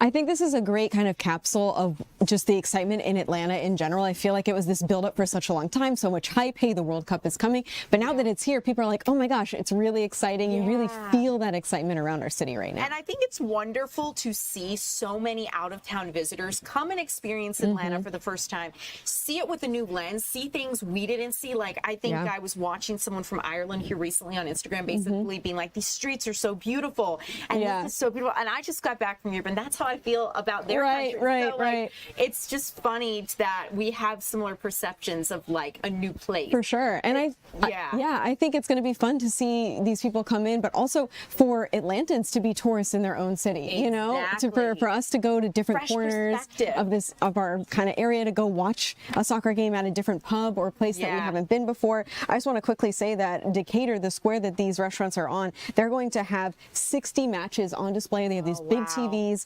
34 free concerts, and their economic impact is estimated to be at $142 million just for Decatur. Crazy. So imagine what that's Just like on the Decatur. big scale of Atlanta. Incredible. I know you'll keep us updated, Kelly. I won't hold you. I know you've got to go film something else, so we will let you get to it. Duty calls. But you guys, let's continue on here with the news of the day. I'm going to bring this back into just me here real quick. Okay, Kelly, farewell. All right, guys, let's continue on because we want to get to some news of the day. And one thing I do want to let you know about, Doug Evans has been working on this story. Police are worried about some Bitcoin scams. So let's get to this because Doug has been working on it and he's now able to join us live. Doug, it's great to see you. What is going on with these scams? Hey, listen, you know, these scams have been around for a while, but I've got some good news for you this afternoon, Ariel. A couple who was recently scammed in what we call the jury scam, right? They got their $12,000 back thanks to the quick work of a store clerk and the Fayette County Sheriff's Office. All right, let me tell you what we're talking about here. You've probably heard it before, right? This jury scam that's been going around. You hear warnings about it on Facebook all the time, where somebody gets a call and they say, hey, this is Captain so-and-so with the whatever police department. I've got an arrest warrant for you. You missed jury duty, and you're going to need to pay us to keep us from arresting you. And so they talk these people, usually elderly people, into going and paying thousands, sometimes tens of thousands of dollars in Bitcoin machines at local stores. So what happened was this couple got the same kind of call, right, that they missed federal jury duty. Then they got a flood of documents, arrest warrants, all kinds of stuff sent to their text message inbox. Man, they're thinking, this is it, I'm going to jail. So they tell them, and they won't let them off the phone. They tell them, you got to go to a Bitcoin machine at a store here in Fayette County and pay us thousands of dollars. So they did. They go in, Ariel, they start feeding in $12,000 into this Bitcoin machine at a convenience store, right? And the clerk sees it and says, oh, wait a minute, these people are getting scammed. So he stops them and he says, hey, if you're making a large deposit like that, you're probably getting scammed and you need to call the cops. And they did. And the cops came out and they unplugged the machine and they wrapped it with crime scene tape. They made a phone call to the Bitcoin machine place who cooperated with them, opened up the machine and got this couple their money back. It doesn't happen very often. In fact, this is the first time I've ever heard in this jury scam with Bitcoin and everything of anyone getting their money back. They said a gentleman here lost $17,000 recently in the same scam. All right, so it's getting a little more sophisticated. I talked to the Fayette County Sheriff's Office about that, and here's some information that you need to know about how it's working right now. It's another jury scam, right? Yes, sir. It's back on the rise again. What's going on this time? So same thing as before. They're getting phone calls from unknown numbers or phone numbers claiming to be officers of Fayette County Sheriff's Office. Common names are used captains or high-ranking officials. They're being told that they missed jury duty, and as part of the jury duty that they have a warrant out for their arrest because of the case. They're getting a little more sophisticated now because we've been on them for a while. Correct. And they're changing their game. Yes, sir. So for a while, the news stories seemed to be working. The cases were going down. People weren't falling for it. So they've upped their game since then. You've had people recently gotten taken for how much? I think the largest one we've had so far is just over $17,000. So, yes, sir. What are they doing now?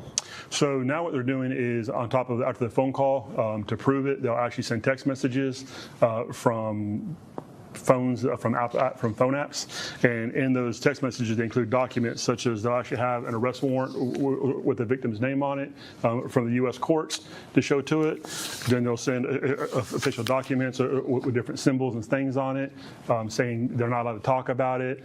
They have to stay in constant contact with the person on the phone to give constant updated location information, and that keeps them on the phone. They can't call family members and be told not to do it. So again, there's a lot of different papers they're passing out, they're handing out, and then the other thing we're starting to see now is they're actually giving different Bitcoin and ATM information to make this look like it's from the government, instructing them that we don't take cash payments. Instead, they need to go to the ATM and do the ATM payments now. Even saying, hey, since COVID, this is the way that we're going. Exactly, yes, sir.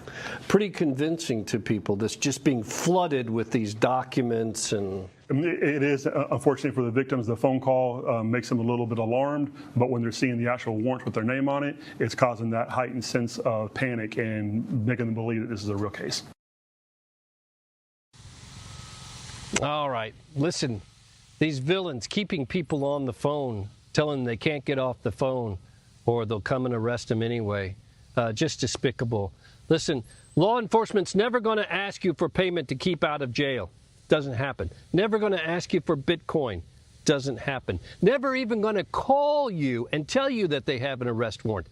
Won't happen. Just doesn't work that way. That's not how you stay out of jail. Stay out of jail by doing the right things, right? Yeah. Okay. Ariel? Doug, really good reporting. I have to tell you, Brenda's here in our chat on TikTok saying, I always tell my friends not to answer these texts or calls. Thank you for telling this story. So I think, some of us may go, oh, duh, no brainer. I'm not going to do that. But there are so many people who may not understand who end up getting taken advantage of. So it's an important reminder, and I appreciate you joining us to talk about it. All right, Doug, we're going to see you again later this evening with more on this Bitcoin scam story and how police are warning people. But in the meantime, you guys, I'm taking a look at our time. Coming up here, we're going to check in with our Georgia Chambers about the College World Series and how the Dogs are hoping to win. That's straight ahead.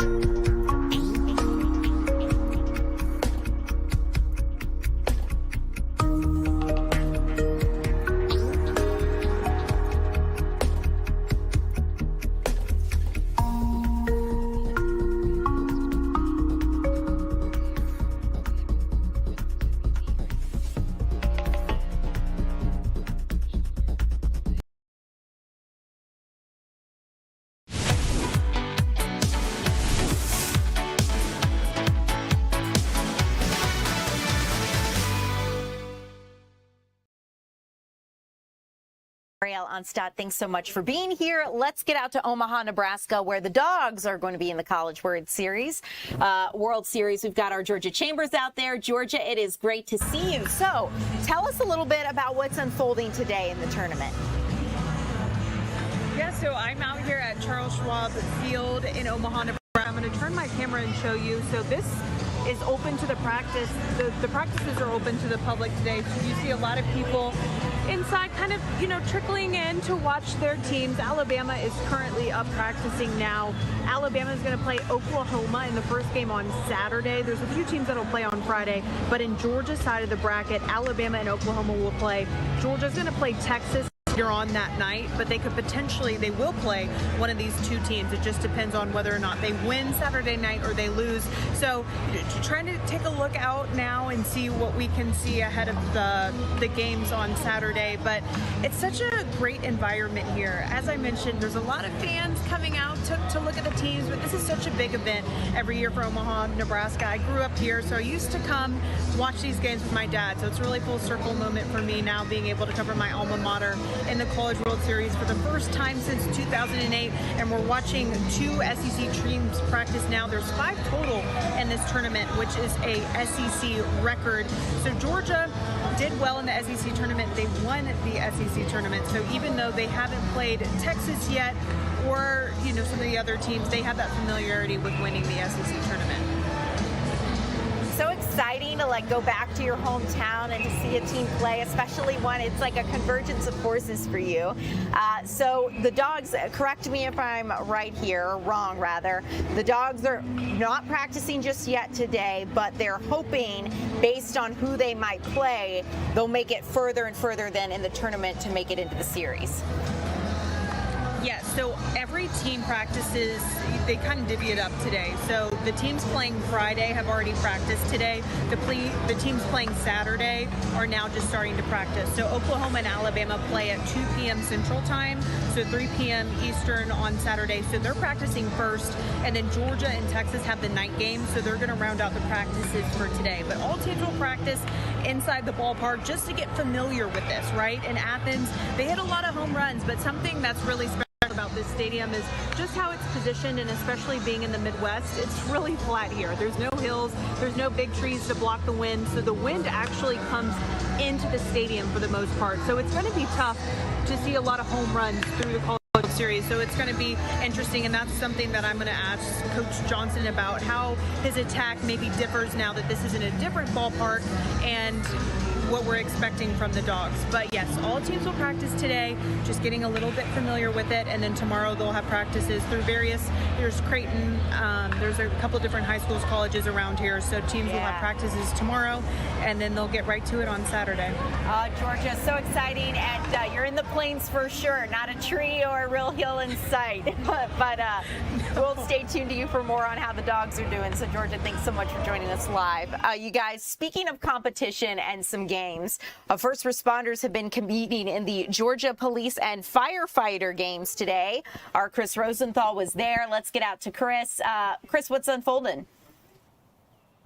Yeah, absolutely. These games going on all week, and here in Cherokee County is hosting these games. They've been going on for 42 years, the Georgia Police and Fire games for our first responders across Metro Atlanta, across Georgia, even from other states coming in to compete in these games all week. Today they did a toughest firefighter challenge, and I'll tell you, it was impressive to watch, especially here in the heat. They put on the firefighting uniforms, scaled this this 4-story tower that they have at the training center, worked with the hoses, even dragging a dummy, and it was about 40 or so firefighters competing in that competition. Really exciting to watch. I was just amazed that to even be able to complete that was incredible. One of them did it, won in with the top time, 2 minutes and 20 seconds. That was Finley Lackender, and I spoke with him about his big win and also just what this competition means. Let's take a listen. What And a lot of effort for it. It was a lot of great people come out here. I saw some names that I knew were going to be trouble, but just gave everything I had. Hope to finish. Was there anything you did to train or get ready for this? We ran through it a couple times, and obviously this is a firefighter realistic test here, so this is stuff we train all day, every shift. So, for the layperson like myself, what's it like to wear that uniform and do this heavy, intense activity? Well, the uniform is like 70 extra pounds, and then on top of that, you got super heat, and you got the air piece on, so you don't really have a whole lot of oxygen coming in. So pretty much you're just going as hard as you can for as long as you can. And normally on a fire scene, we pace ourselves a little bit more, but this is just go as hard for as long as you can. So it's tough. It's competitive, but talk to me about the camaraderie here. Man, most of the people that came today were in the county, so a lot of faces, a lot of names that we knew, and we all just want to compete together to do the best we can. I don't think anyone's trying to necessarily beat anyone else. We're always trying to build each other up. So it was awesome to have your brothers come out and do it with you. Yeah, and even the fire chief, Kevin Lanier, showed up and participated. His time was about 3 minutes and 30 seconds, so good time there. This is not just this event as well. There's actually a toughest police officer events. They include pushing a police car. There's this week they've had pickleball, they've had fishing events, bowling events. Tomorrow there'll be some motorcycle rodeo, some softball, and then on Saturday, community 5K run. And all the public is welcome to come to these events and watch, and they're welcome to come to the 5K and even participate in that event with their first responders. So a great event for firefighters, for police officers, first responders, and the community as well. Chris, seems like a really great effort, and I salute them considering all that gear. It is getting pretty hot outside now, very steamy, so kudos to them for pulling this off. Chris Rosenthal, thanks so much for joining us live. I know we'll see you again here upcoming at 3 with more on the firefighter games. You guys, thanks so much for joining us live. If you're wanting to know where to watch the FIFA World Cup, maybe Mexico and South Africa, you can watch that on Fox 5 News. If you're streaming here with us on Fox Local, it's great to have you. We have more headlines, news coming your way with Tom Haynes here momentarily. I'm Ariel Onstott. Thanks so much.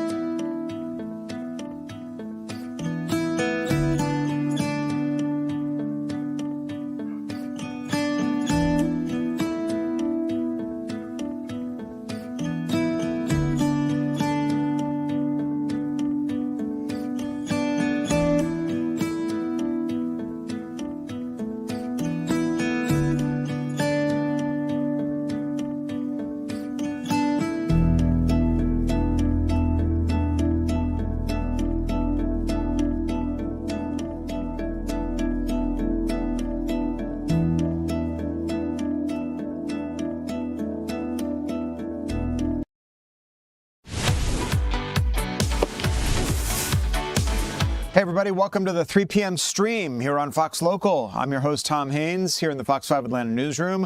We got the World Cup games going on our broadcast channel Fox 5, but we are glad you are right here with us, streaming on Fox Local to get you caught up on the day's news and event, which includes World Cup. It is officially kicking off in Mexico right now. Mexico and South Africa kicking off right about now, as a matter of fact. This is soccer fans across North America are just ramping up for what is going to be weeks and a couple weeks of games here before the sport action. Comes plenty of musical entertainment with opening ceremony set to delight Mexico, Canada, joining the United States in hosting the big games. South Korea and the Czech Republic playing tonight. The first U.S. Men's World Cup game versus Paraguay will take place in Los Angeles on Friday, with a lineup including Katy Perry and Anita Getting at the party, starting the U.S. opening ceremony. Canada will be hosting a similar event as well, with Alanis Morissette, Michael Bublé, and more. Security at venues on high alert, with the FBI activating joint operations centers in each host city on game days. Meanwhile, for folks who can't make it in person, there are many fan festivals and watch parties popping up nationwide. One of them, the Fan Festival, right here in Metro Atlanta at Centennial Olympic Park, kicked off at about noontime today. So for a look at the excitement building in downtown, we're going to go live to reporter Denise Dillon, who is out there for us. Denise, tell us what it's like out there right now. This is really a big deal. There are thousands and thousands of soccer fans out here. The excitement, you can just feel it. Fans are wearing their team's jerseys. They've been waving flags. We have some video that we shot earlier that we want to show you about all the activities around here. There are food tents, family activities, games, lots of music, entertainment. We were there when the gates opened earlier today and the first people started walking in. We had a chance to talk to some of them. Let's listen. ATL, we're out here, baby. Let's go, opening game at home. Let's go. Mexico's playing, and we're big, huge soccer fans, and we're gonna win. We're taking it home. To be here, definitely got to enjoy a little bit of everything. Enjoy the artists, the activities that are here, the soccer pitch. Yeah, we got to go into the soccer pitch. You guys got to come out. And just a little over an hour ago, there was an opening ceremony. Mayor Andre Dickens welcomed the world to Atlanta. And Governor Brian Kemp said having the World Cup in Atlanta shows that Georgia is ready, willing, and able to host world-class events. And then, of course, it was time right now for the first match. There you go. I think that sound was from the official kickoff here in Atlanta. Right now, a lot of folks are here on the green, right in front of this huge jumbotron. This screen is big. It's 50 feet wide, so it's almost like being right there in the middle of the stadium, right? Mexico versus South Africa. The chanting, the excitement seemed to get even louder just over the last few minutes. This really is the place to be if you want to enjoy all the different activities and be together with all other fans. And you know what, Tom, the best part of this is tickets to the FIFA Fan Festival are free. Now, all you have to do is register ahead of time. Today, sold out. So if you want to go, you want to make sure you kind of plan ahead. Fan Festival will be in Atlanta, here at Centennial Park for 18 days over the next month. And if you have a chance, definitely something you'll want to check out. It sounds like so much fun out there, and I love that we're with you, Denise, right as these games got underway down in Mexico, officially kicking off FIFA World Cup, something we've been hearing about for seemingly years now. I mean, the mayor reminded us the other day that Atlanta's been preparing for this for 4 years, and I can't believe the moment is finally here when these games have officially begun. Of course, they'll start here Monday next week, but tell us what else you can do down there. You can watch the game on the Jumbotron. Looks like there's some restaurants and dining options down there. Tell us what else is going on. Yeah, plenty of food tents. There's different music every day, and so everything kind of changes up. There are local vendors out here. My photographer, Jim Zorn, is kind of showing you a few of the things that we can see from our vantage point, but you want to be ready to walk because it spans the entire Centennial Olympic Park. So entertainment, a lot of activities for the kids too. I've seen little pickup soccer games, organized but pickup at the same time going on. We've also seen the Lego truck is here, where you can make soccer balls out of Legos, which sounds kind of challenging, as well as a World Cup out of Legos. Again, sounds kind of challenging. I can only make those little square cubes with Legos, but that's me. Probably the 6 and 7-year-olds got that down a night out.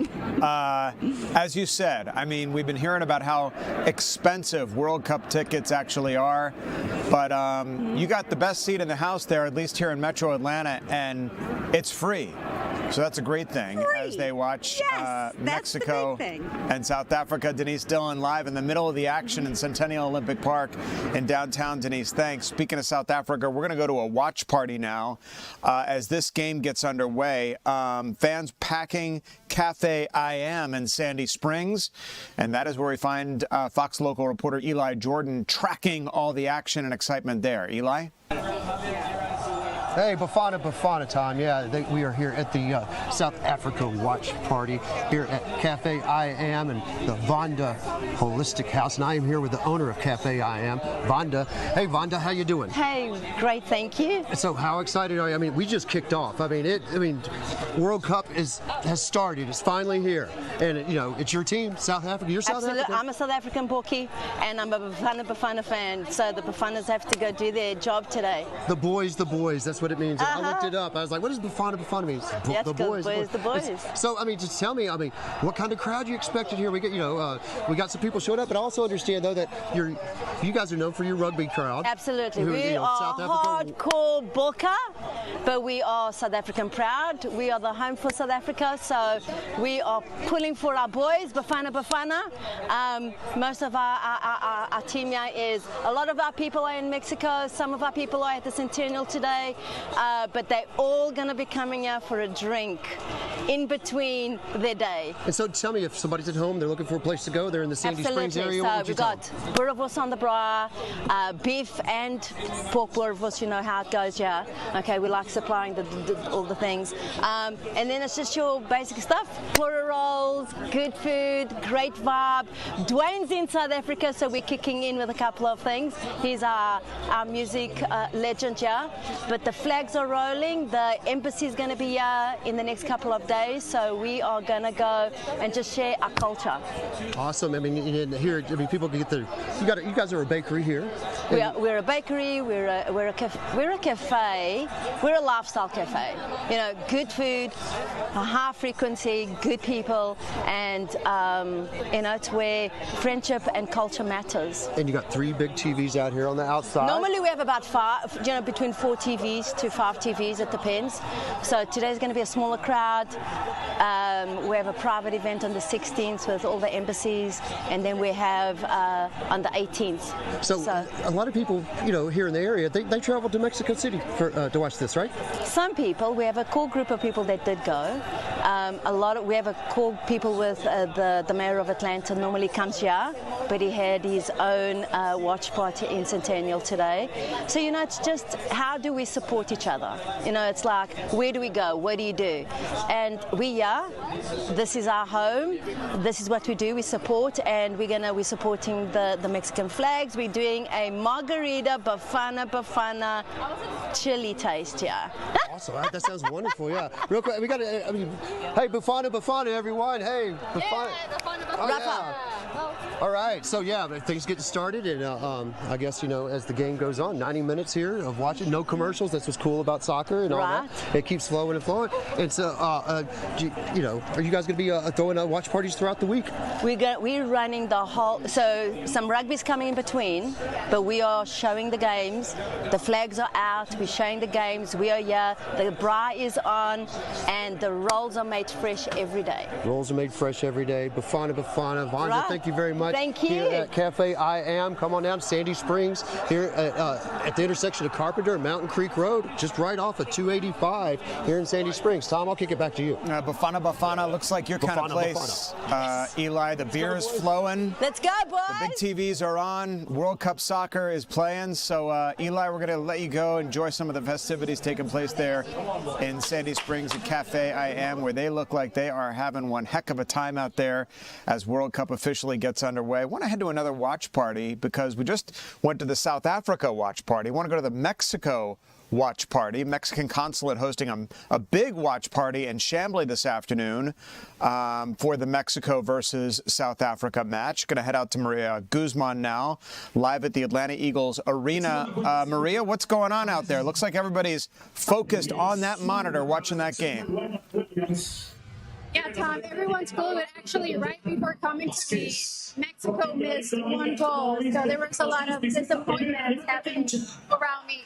But you don't have to be in Mexico City Stadium to get here to experience the fun at this arena. It's all free. However, you do need to register. I'm going to go ahead and put my camera to show you guys just how cool it is and how packed. I mean, we had a Marachi band singing. Everyone stood up as the Mexican national anthem was playing. Well, this is a full house. This is going to be going all the way until 7 p.m. So even if you're not here yet, you do have a chance to make it out here. And I do want to talk to you guys to one big a fan here. I have here Mario. Hi, how you doing? I am. I was born there, south of the border.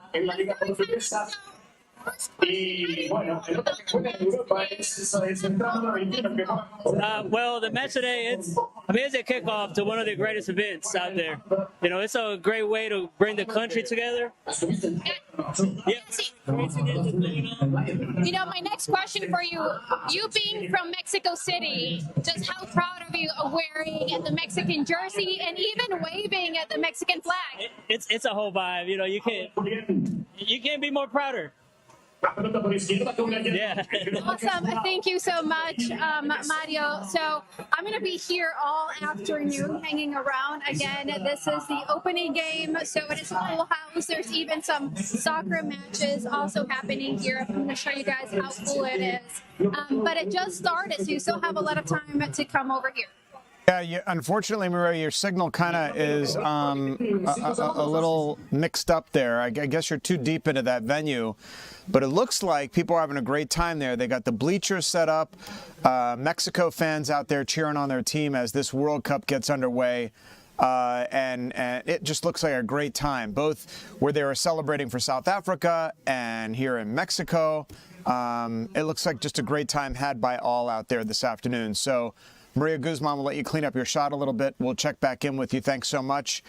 Millions of soccer fans are coming to the United States for World Cup, but a new report found where you can have a big impact on your wallet. And we are talking about right here in Atlanta, because this might be one of the cheapest spots to watch a World Cup soccer game.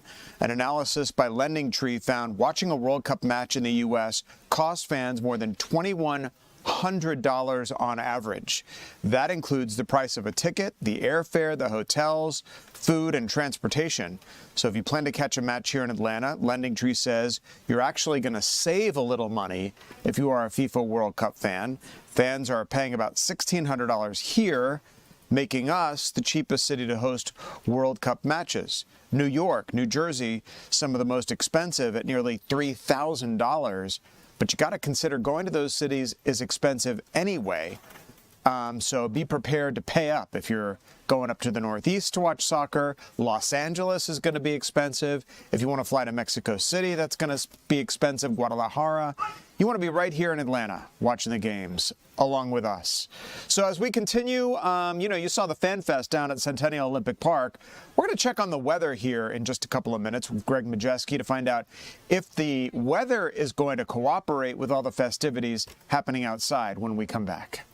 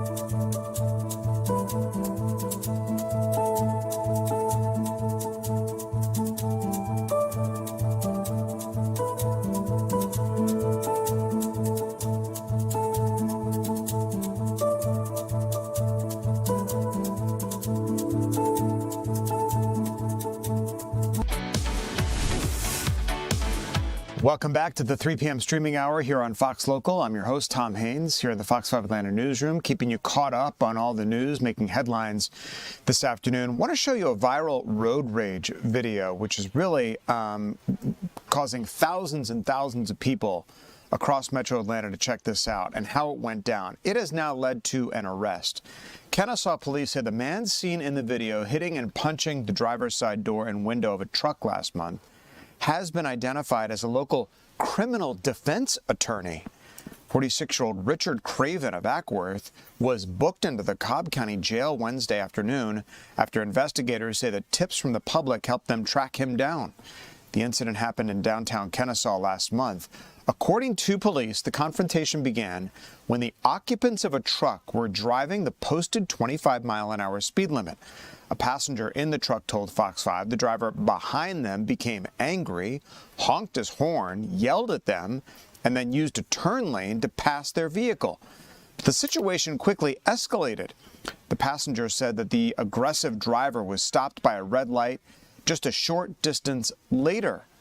That's when the alleged suspect got out of his vehicle, walked toward the truck.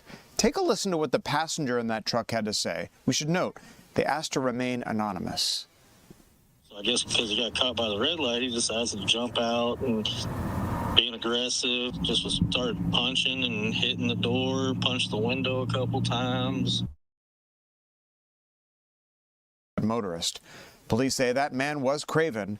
The passenger also claimed that the driver folded up his license plate before approaching the truck, making it harder to identify the vehicle involved. After the video was shared online, Kennesaw police asked the public for help identifying the suspect. Investigators say they received multiple tips from people who recognized the man in the video.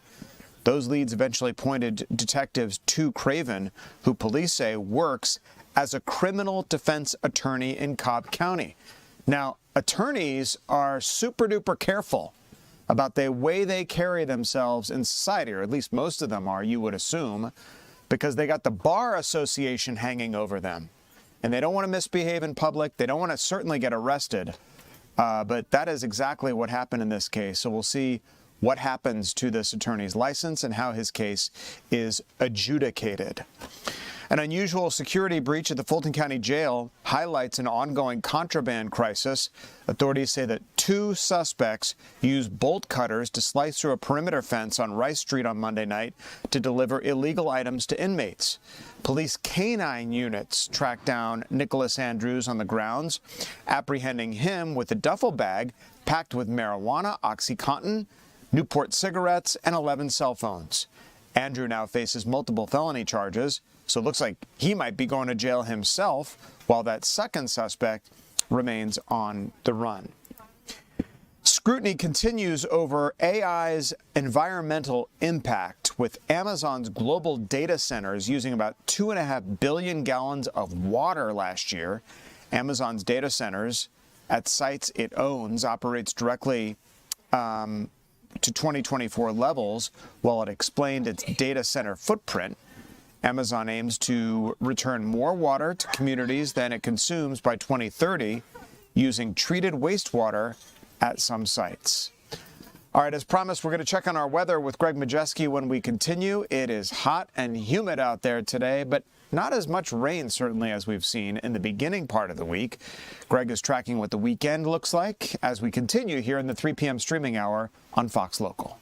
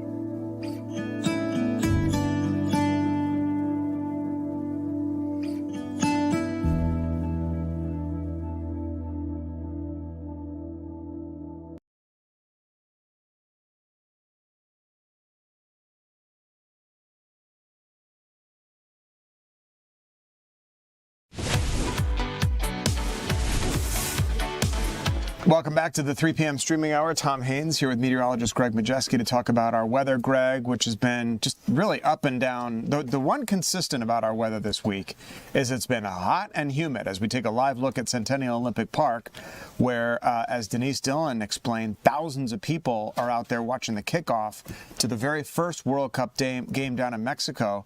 But, you know, looks like a nice day out there. It's just hot. It's just summertime. hot. People, I mean, we're used to this. It's the South. I mean, you just got to make sure folks do the right thing, stay hydrated, drink water, and if they get hot, to do the right thing so they don't get, become a heat casualty. That's the big thing. So, but the big stories I think we're going to be dealing with weather-wise here. The drought index update came up today. Substantial improvement continues there. Yeah, I'd like to see that. The D3 and D4, I don't have it on this machine, but it did come down quite a bit.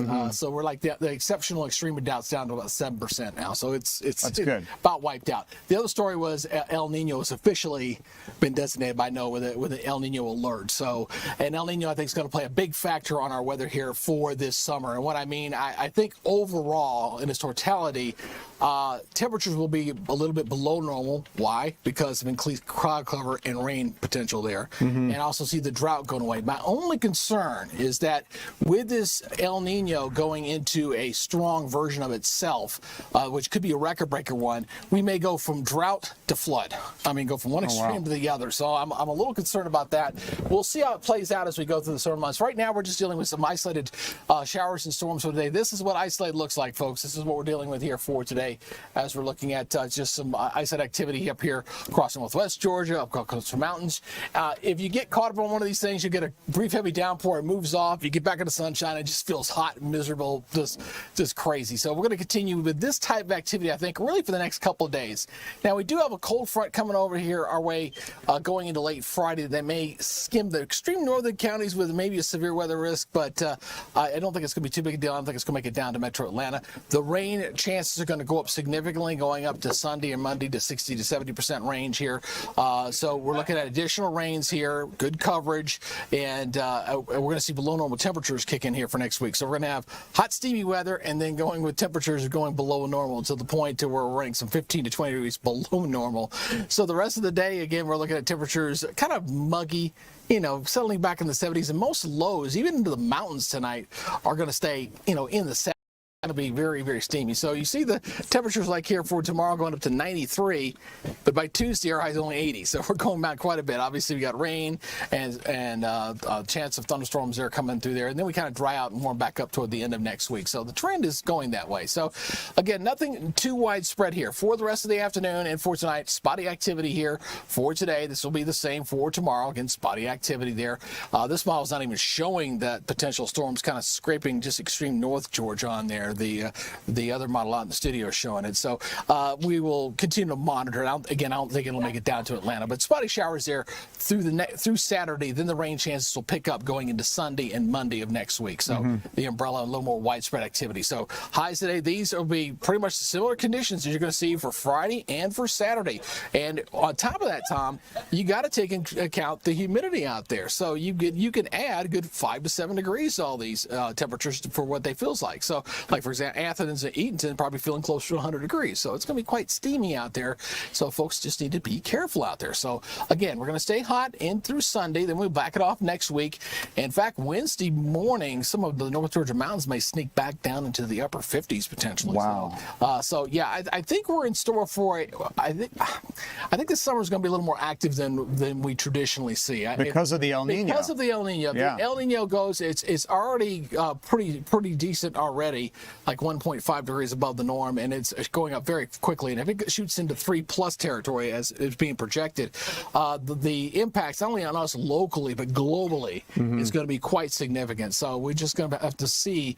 That rain chance goes up just in time for people to start arriving into the city for World Cup. Of course, but again, we're not talking about all-day rain events here, guys. You know the drill. But the temperatures kind of subside a little bit, which is nice. A little more tolerable, yeah. And then I'm looking at Tuesday and Wednesday, 80, 82. Does that mean it's going to dry out a little bit, or is that just because we got a lot of cloud cover outside? Cloud cover and dried out a little bit. We actually going to, it's unusual, we're going to have another cold front that's going to come all the way down south of us, which is, again, unusual to see in June. And we got a couple of them that we're going to be tracking. So we just want nice weather for our visitors here to the city. Of course, we want them to have a good time. And it looks like, for the most part, it's going to be okay. No, this is not too bad, no. All right. Greg, checking out the weather, and I'm interested here coming up to see that drought yeah, forecast. we're gonna have that at 4 o'clock for you guys, so you guys can come check that out. Greg, thanks so much. All right. Got a lot of headlines to get to here as it relates to FIFA World Cup and Iran. Check it out. The kickoff to the World Cup happening right now. Soccer news isn't the only thing making headlines about the tournament, however. Travel issues with the Iranian soccer team, their visas and other things that are making it hard for the team to get around. Sky-high ticket prices plaguing FIFA, so much so that the FIFA president is stepping in, addressing them during a pre-match news conference. Listen to what he had to say. Iran, tickets and visas. Nothing to do with football, a lot to do with the current situation, with our host countries, with the world the way it is. So let me say that on Iran,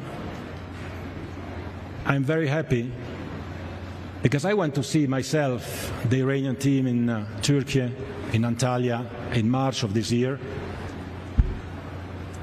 And when people were saying, well, it would be impossible for Iran to come to the World Cup, I told them and I promised them that they would come, and if I had to go with a bus to Tehran and drive them here, I would do that. And when Iran plays, the stadium will be full, and I hope there will be a positive atmosphere, because this is football. This is about people forgetting for a moment their realities and being able to focus on a match and on a team. President talking about the situation with Iran and playing in the tournament. Because of the U.S.-Iran war, the Iran team will be based in Mexico, and players will have to fly in and out of the U.S. each day they have a match. The team also has had issues obtaining visas for several staff members, so it's difficult for them to get around and play in these matches. But again, they're going to have to base themselves in Mexico and then kind of fly back and forth as these games get underway here. The U.S., speaking of, is issuing fresh warnings to Tehran today following a night of intense U.S. airstrikes on multiple cities in Iran. But the president just speaking out about this, saying that those strikes are going to stop, at least for now, as negotiations continue to matriculate. The president announced on Truth Social that the U.S., though, would strike even harder, floating the idea of seizing Karg Island. This is a major energy port for Iran and a critical piece of infrastructure for that company. But again, with news of at least some sort of progress being made at what the administration is characterizing as a very high level, strikes for now are on pause.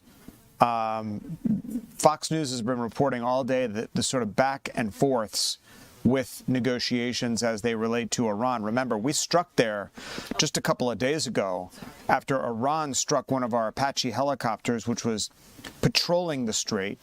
Neither of the two pilots on board that chopper were injured. They were both rescued, remarkably, by a drone that was going up and down the coastline. First of its kind rescue by a U.S. drone, those two chopper pilots. But again, the situation in Iran is still volatile.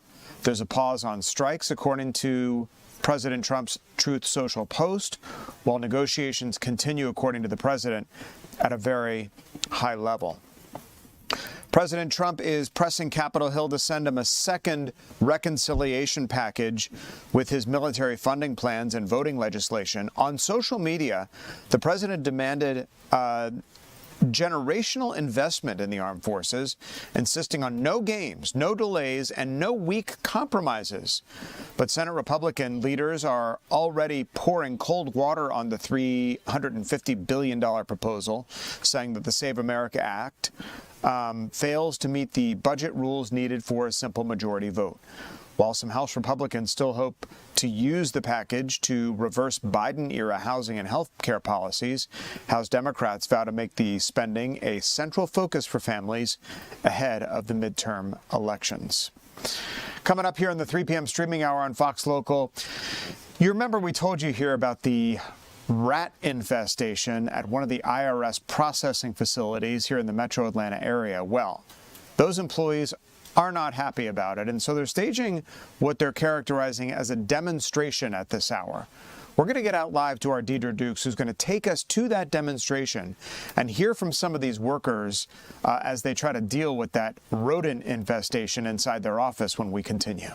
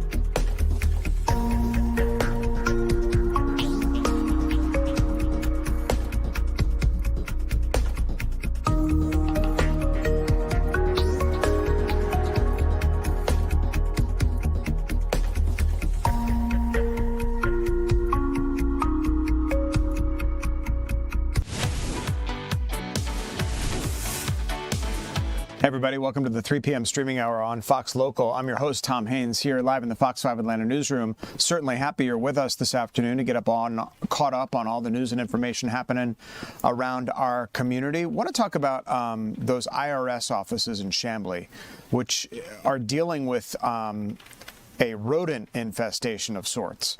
Today, those employees are staging a demonstration to protest what they call a severe rat infestation inside the building. Let's get out to our Deidre Dukes, who's covering this story for us this afternoon. Deidre, what's going on there? Yeah, workers that I talked to today say that this situation is impacting every floor of the 6-story building you see just behind me on Chamblee Tucker Road at the IRS campus here in Chamblee. Now, you can see demonstrators out here today. This effort led by union workers, many of whom work there on this campus. Employees telling us a severe rat infestation has driven them to a breaking point. They call the situation disgusting and nasty. Now, staff members shared disturbing images with Fox 5 taken inside the facility, and they claim the building has been completely overrun in recent months. They tell us conditions reportedly started deteriorating rapidly after the Memorial Day weekend, with rats falling from the ceilings and running across floors.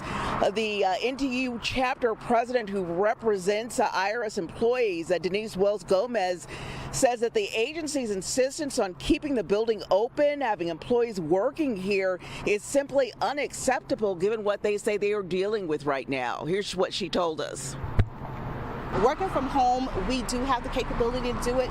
We did it through COVID. We still allowed it. It's actually part of our union contract that we negotiated.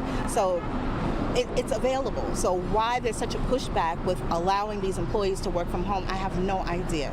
To me, I would think that an employer, if that is the option that you have in order to make sure that you have your employees are healthy and they're working in a safe environment, that would be the step. It's an easy fix. There's nothing that's going to impact you financially. It won't impact the work. Just let them work from home. And there's a pushback to do that.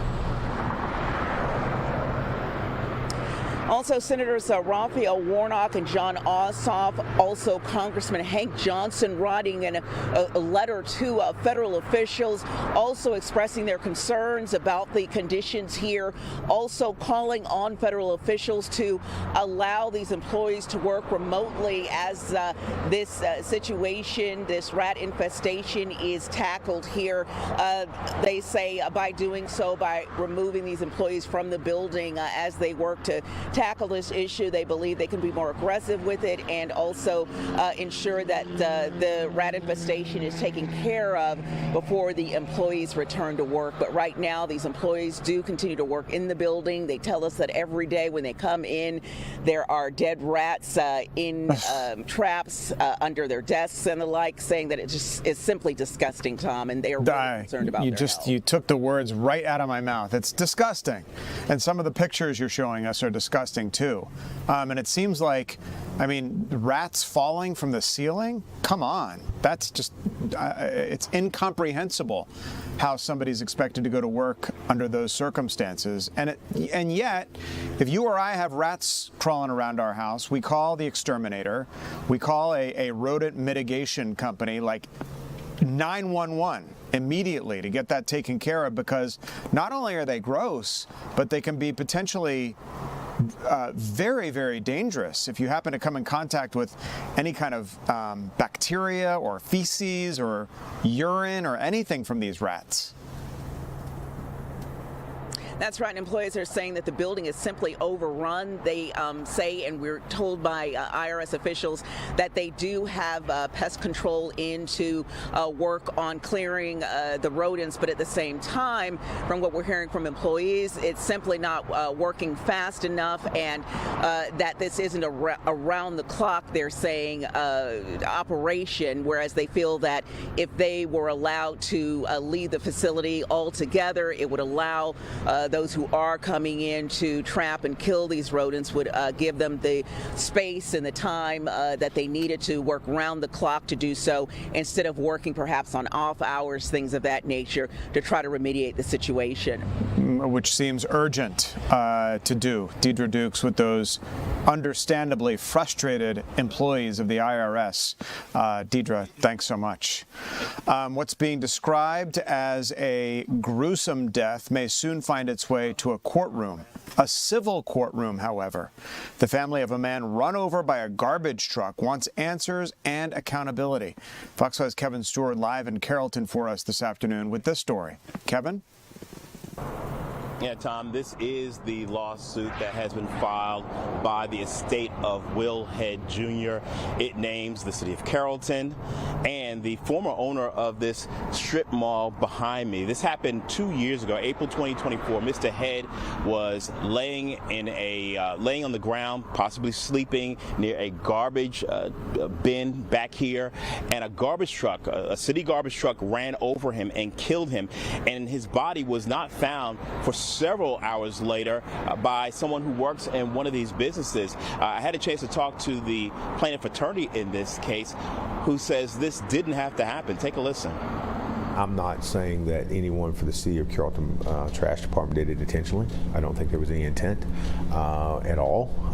But I do think there may be some policies the City of Carrollton's Trash Department and the city itself could implement about if you feel that something's happening, the reporting of it, how it's supposed to be reported. And we don't know that just yet. And that's part of what the discovery of this case is going to be about. All right, now We are still waiting a response from Carrollton. We have reached out, and hopefully we do get a response. They're looking for changes here.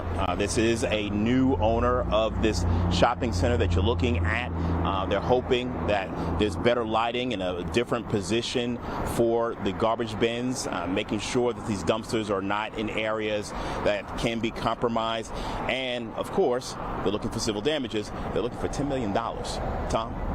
As you said, such disturbing details, and you can understand, Kevin, why that family is looking for some answers. Kevin Stewart live for us in Carrollton this afternoon. Kevin, thanks so much. I want to take you live to the White House now, where we've been kind of listening in a little bit on an Oval Office gathering. The president signing an executive order, speaking to reporters, and you never know what he's going to say. We got FIFA World Cup starting today. Let's listen to the president. This is one industry, but other industries likewise. And right now we have $18 trillion being invested in our country. And under the last administration, it was less than one. And this is 18 trillion, by the way, less than a year. It was 4 years less than one. Right, Howard? That's correct. By restoring fishing access to these waters in the Western Pacific, we're reclaiming our maritime heritage, empowering American fishermen, and putting American consumers first with lower prices. You're going to have more fish, lower prices. So now let's hear from first Secretary Lutnick and then Secretary Berger, followed by Governor Dunleavy and Frank Duelstich and Captain Sig Hansen. And then we'll take some questions, and maybe you want to hear a little bit about some other subjects. But to me, it's really important. I'm going to sign this now so that we get it done. No auto pen. I don't want an auto pen. Can you believe 94% signed by an auto pen? Can you believe that? I think it's higher than 94%. The only one that was definitely signed by him that we know of, you know what it was? It was his son. It was son. His son, that was the only one. You could tell, you know why? Because his signature was horrible. She's a real beauty, that one. Okay.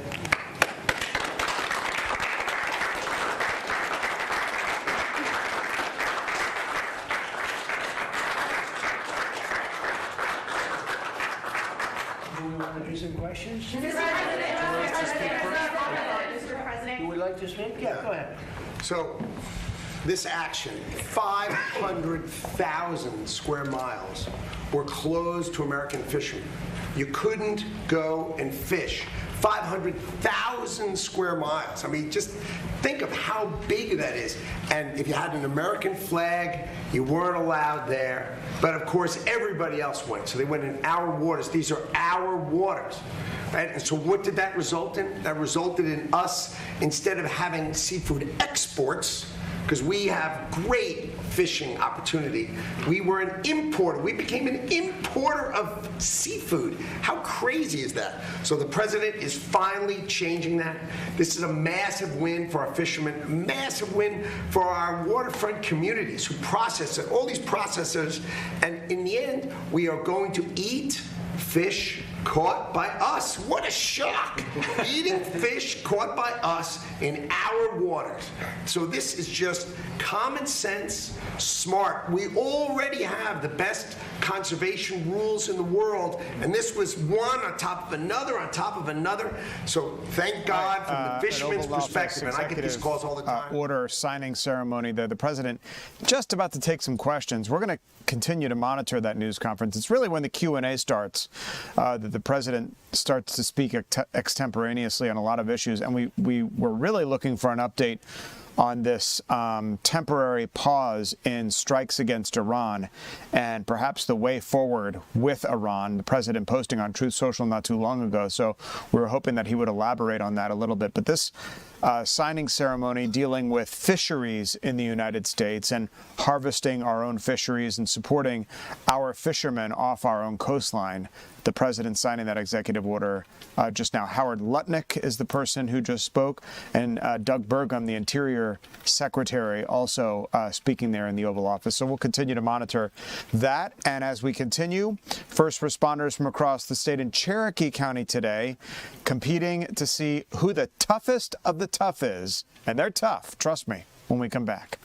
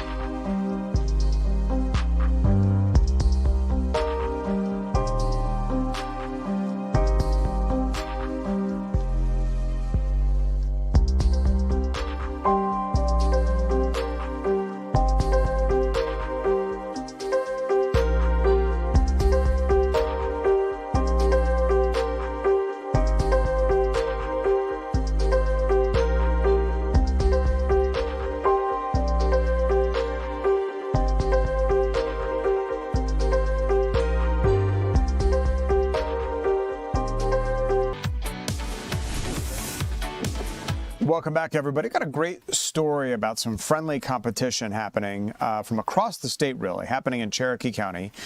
First responders there competing to see who the toughest of the tough is. They're all tough guys and gals, but this is the Georgia Police and Firefighter Games, we understand. Let's toss it out to our reporter, Chris Rosenthal, who is there. Hey guys, it is the 42nd Georgia Police and Fire Games, and I'm here in Cherokee County. Cherokee County is hosting it this year. It's a competition going on all week where firefighters and police officers from across the region, across the state are competing. It's some friendly rivalry, some friendly camaraderie here, but I'm in Cherokee County where they're having the toughest firefighter competition today, and I'll tell you, these guys really are tough. We'll just see right here, they are suiting up, getting ready. They'll be going up this tower, these contestants, about 41 today, going up this tower, lifting hoses, carrying hoses, and then doing a dummy competition, carrying a dummy, simulating all the things that they do when they go into a fire scene. And you can see there's just a lot of excitement here, a lot of camaraderie for these guys. That's really what this is all about for the officers and for the firefighters. We're going to see this firefighter here going all the way to the top of this 4-story training facility here, dropping a hose down. But I talked today also with James Perry. He is the founder of these games, founded it back in the mid-'80s, and he's just talking about why he got this started and what he hopes everybody gets out of this. Let's take a listen. 1983, I was working for Carrollton Police Department. We were looking at starting a physical fitness program. I was all into fitness at the time and started doing some research, reading about other states having police athletic leagues, things of that nature. And I came up with the idea, you know, there's no reason why Georgia shouldn't have a police and fire game. So approached the right people, got the support behind me, and we decided in 1983 that we would do it. 1984 we held the first games, which was only 2 days, but we had a good turnout and knew we had something that we wanted to keep going. What does it mean to you when you see them still doing this and still out here participating? Overwhelming. I mean, what goes on for 42 years? There's just not a lot of things nowadays that can survive that, and we've not only survived it, we've done well. We keep increasing. We move around the state to where we make sure we get everybody involved at some point in time, give them an opportunity not to have to drive all the way across the state, but have it in their back door. And it's just been very beneficial to all of us in public safety. Yeah, speaking of that benefit, I mean, talk to me about it. Is it a camaraderie thing, or how does it benefit? Well, the original concept was a physically fit officer will use less sick time. They'll be good employees. They'll use less insurance. They won't get injured. I mean, they're physically fit to start with, so they can withstand a lot of the hits and blows and falls that the normal person would be hit from. So it was completely to encourage and promote the physical fitness among police and firefighters. And as it went on, we realized a meaningful camaraderie, the association. Of course, carrying hoses, that's a big part of this as well here for these firefighters. These aren't the only games they're having this week, though. They've had bowling, they've had fishing, skeet shooting also going on today. Tomorrow, Friday, will be some motorcycle practice rounds. And then Saturday, there will be a 5K, and the public is welcome as well. The public is welcome to come visit all of these competitions that are going on all this week. Of course, they're a big part of this as well. Back to you. Chris, thanks. That is not only is that tough stuff, all right, but they're doing it in temperatures that are reaching almost 90 degrees out there today. And on top of that, the humidity. You were Kelly Price watching this with me. I'm sweating watching that. I know. They got their full suit of armors on, too. Good stuff, Kelly. We've been talking about the World Cup. We kicked off the hour with the start of the World Cup down in Mexico, South Africa. That tournament getting underway, which, of course, you can watch on our broadcast channel, Fox 5. But we're glad you're with us right here on Fox Local. Everybody seems to be getting in on the action. Absolutely. And honestly, I think the exciting part about hosting it in Atlanta is seeing how Atlantans are embracing this. Like, you're becoming a tourist in your own city. I know I've been doing this. I went out to Decatur Square yesterday. I live in Decatur. I talked to a couple local businesses, and obviously the Decatur Square has undergone a huge transformation. If you live in that area or have been near it, you've seen all the construction. They've been redoing the square. You see a little bit of scaffolding and stuff there. That's for the concerts that are starting. Big Boy is going to be there.